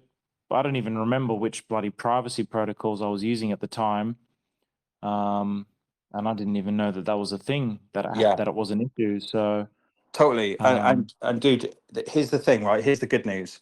The good news is there's no legality to say that you're not allowed to, like, wash your funds. I use the word wash your funds, right? Because that's not the technical word, because that's actually just like that's like that sounds something criminal, right? But you're not allowed. You're allowed to obfuscate your funds. Like, you're legally allowed to. You're legally allowed to use privacy tools in most jurisdictions, generally, right? In decentralized finance, there's no regulation against that. But again, you have to check your local jurisdiction on that. So generally, they're not illegal, because all you're doing is you're just having privacy, and privacy is a human right. Okay, so we can agree on that. That's one thing that Richard's talked about from the beginning, and and it is consensus. It is consensus across most developed countries that privacy is a human right. So based on that, you're not screwed in the sense of, if you nuked your wallet and you wanted to put it, you just wanted to protect your funds and you don't want people sort of seeing what you were doing, that's a valid enough reason, right? But the only thing that you'll come up against as an obstacle is just proving it. So what I would recommend you do is, you can use AI and all that kind of stuff. Just, maybe do a bit of on-chain analysis on your own wallets of all the places that you've been, and just put them all in a big spreadsheet and work through them, and then just plot like a nice little simple path. But again, it only really matters when you make profit. So nobody really cares if you've got thousand different wallets and you trade in on this and this and that and this.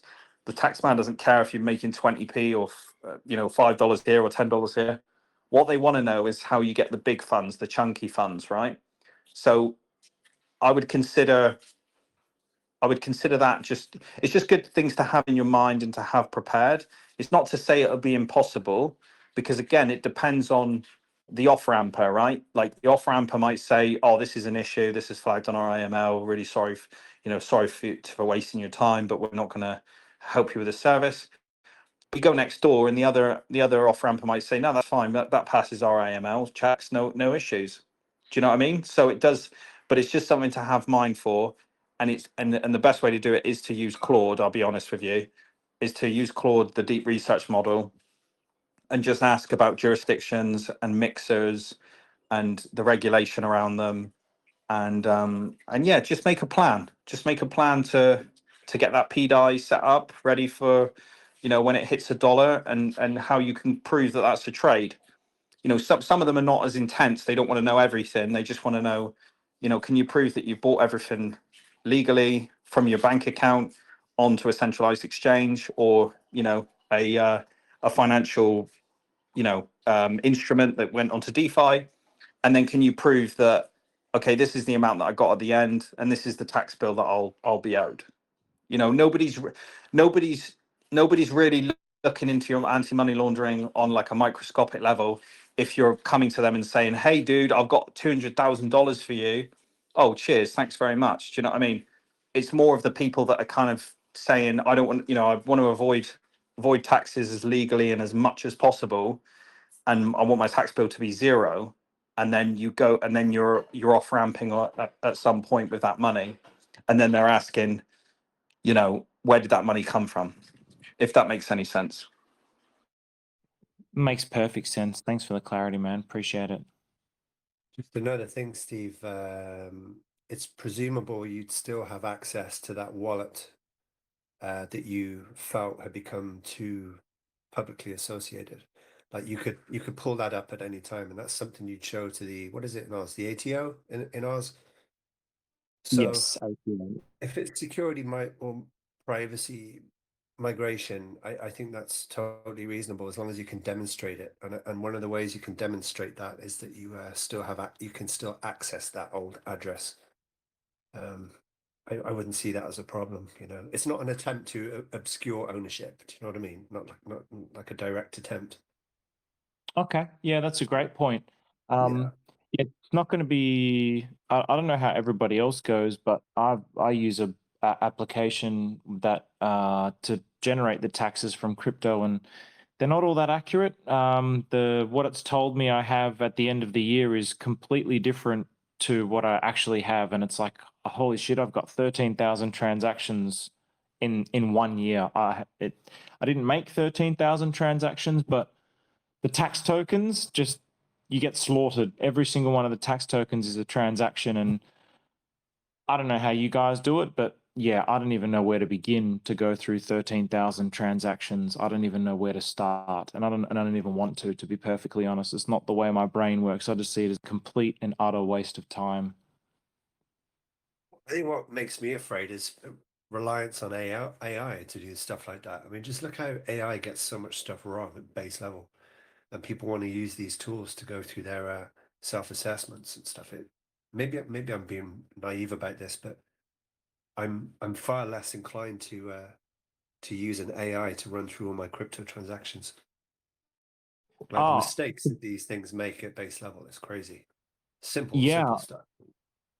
they do. It took me a long time to correct it many years ago, but after I did it, I think it was about whatever it was, 4 years ago, and I was like, this is a nightmare. I'm never doing this again. I'm just going to record everything as I go on a spreadsheet, and I did that.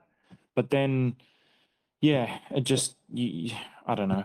Yeah, maybe I just started doing too many swaps or whatever, and then you just kind of lose track of things. But definitely the better option is just do it. When you do it, just record it in a spreadsheet.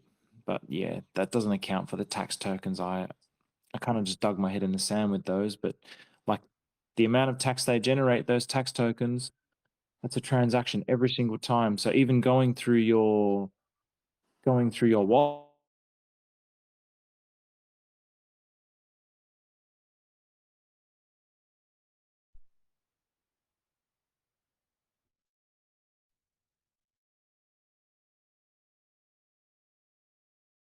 We lost Stephen temporarily. Yeah, I don't know what happened there, but yeah, I was Oh, just saying how interesting. difficult it is with the tax tokens. But anyways, Yeah. fellas, ladies, I'm gonna jump off because it's after midnight here, but I'm gonna continue to listen to the recording in the morning and go back to the start. I don't know what if I because this would have started what about 2 hours ago, two and a bit hours ago. Yeah, we've been going. We'll probably wrap it up now anyway, Steve. But yeah, two and a quarter hours. Nice. Yeah, So I missed the start, so I enjoyed the last one. yeah, good stuff, man. Rest well. Get some shut eye. Thanks, fam. Take care. Nice one, mate. What do you reckon, Doc? It's pretty good, right? Pretty good, mate. Happy with that. Yeah, I'll wind it up. I'll put the recording. I'll tag Quinn's timestamp. I think that was a real good point she raised. Absolutely. And it's week 10, mate. If you can believe that. It feels a little longer though, doesn't it? I can believe it. This is a flipping awesome community, man. Like, this is something else. This has turned into something pretty bold and favorable. Yeah. I think it's interesting, yeah, that we've asked very politely and with some solid reasoning people to come in and join that could share their expertise in areas not specific to DAI, but the wider DeFi world in general. And no one responded.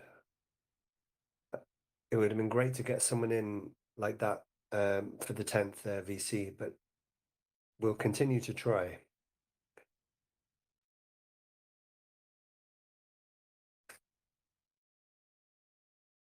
Exactly. Osprey, like 100%. I think people will once things turn around a little bit. Like I think it is a sentiment issue.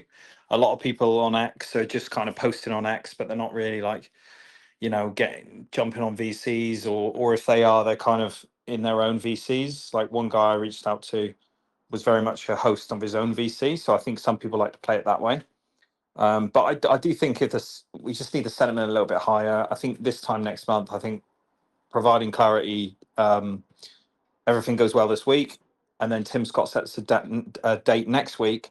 I think we'll see a huge turnaround in sentiment in general in crypto, and then I think people will be much more willing to collaborate, and they're not so focused on outside of stuff, and they're more interested in the crypto world in general. So I don't know. I think we will have bigger names come along, especially as we get higher. But yeah, I think we're doing good, bro. I think we're doing a great job.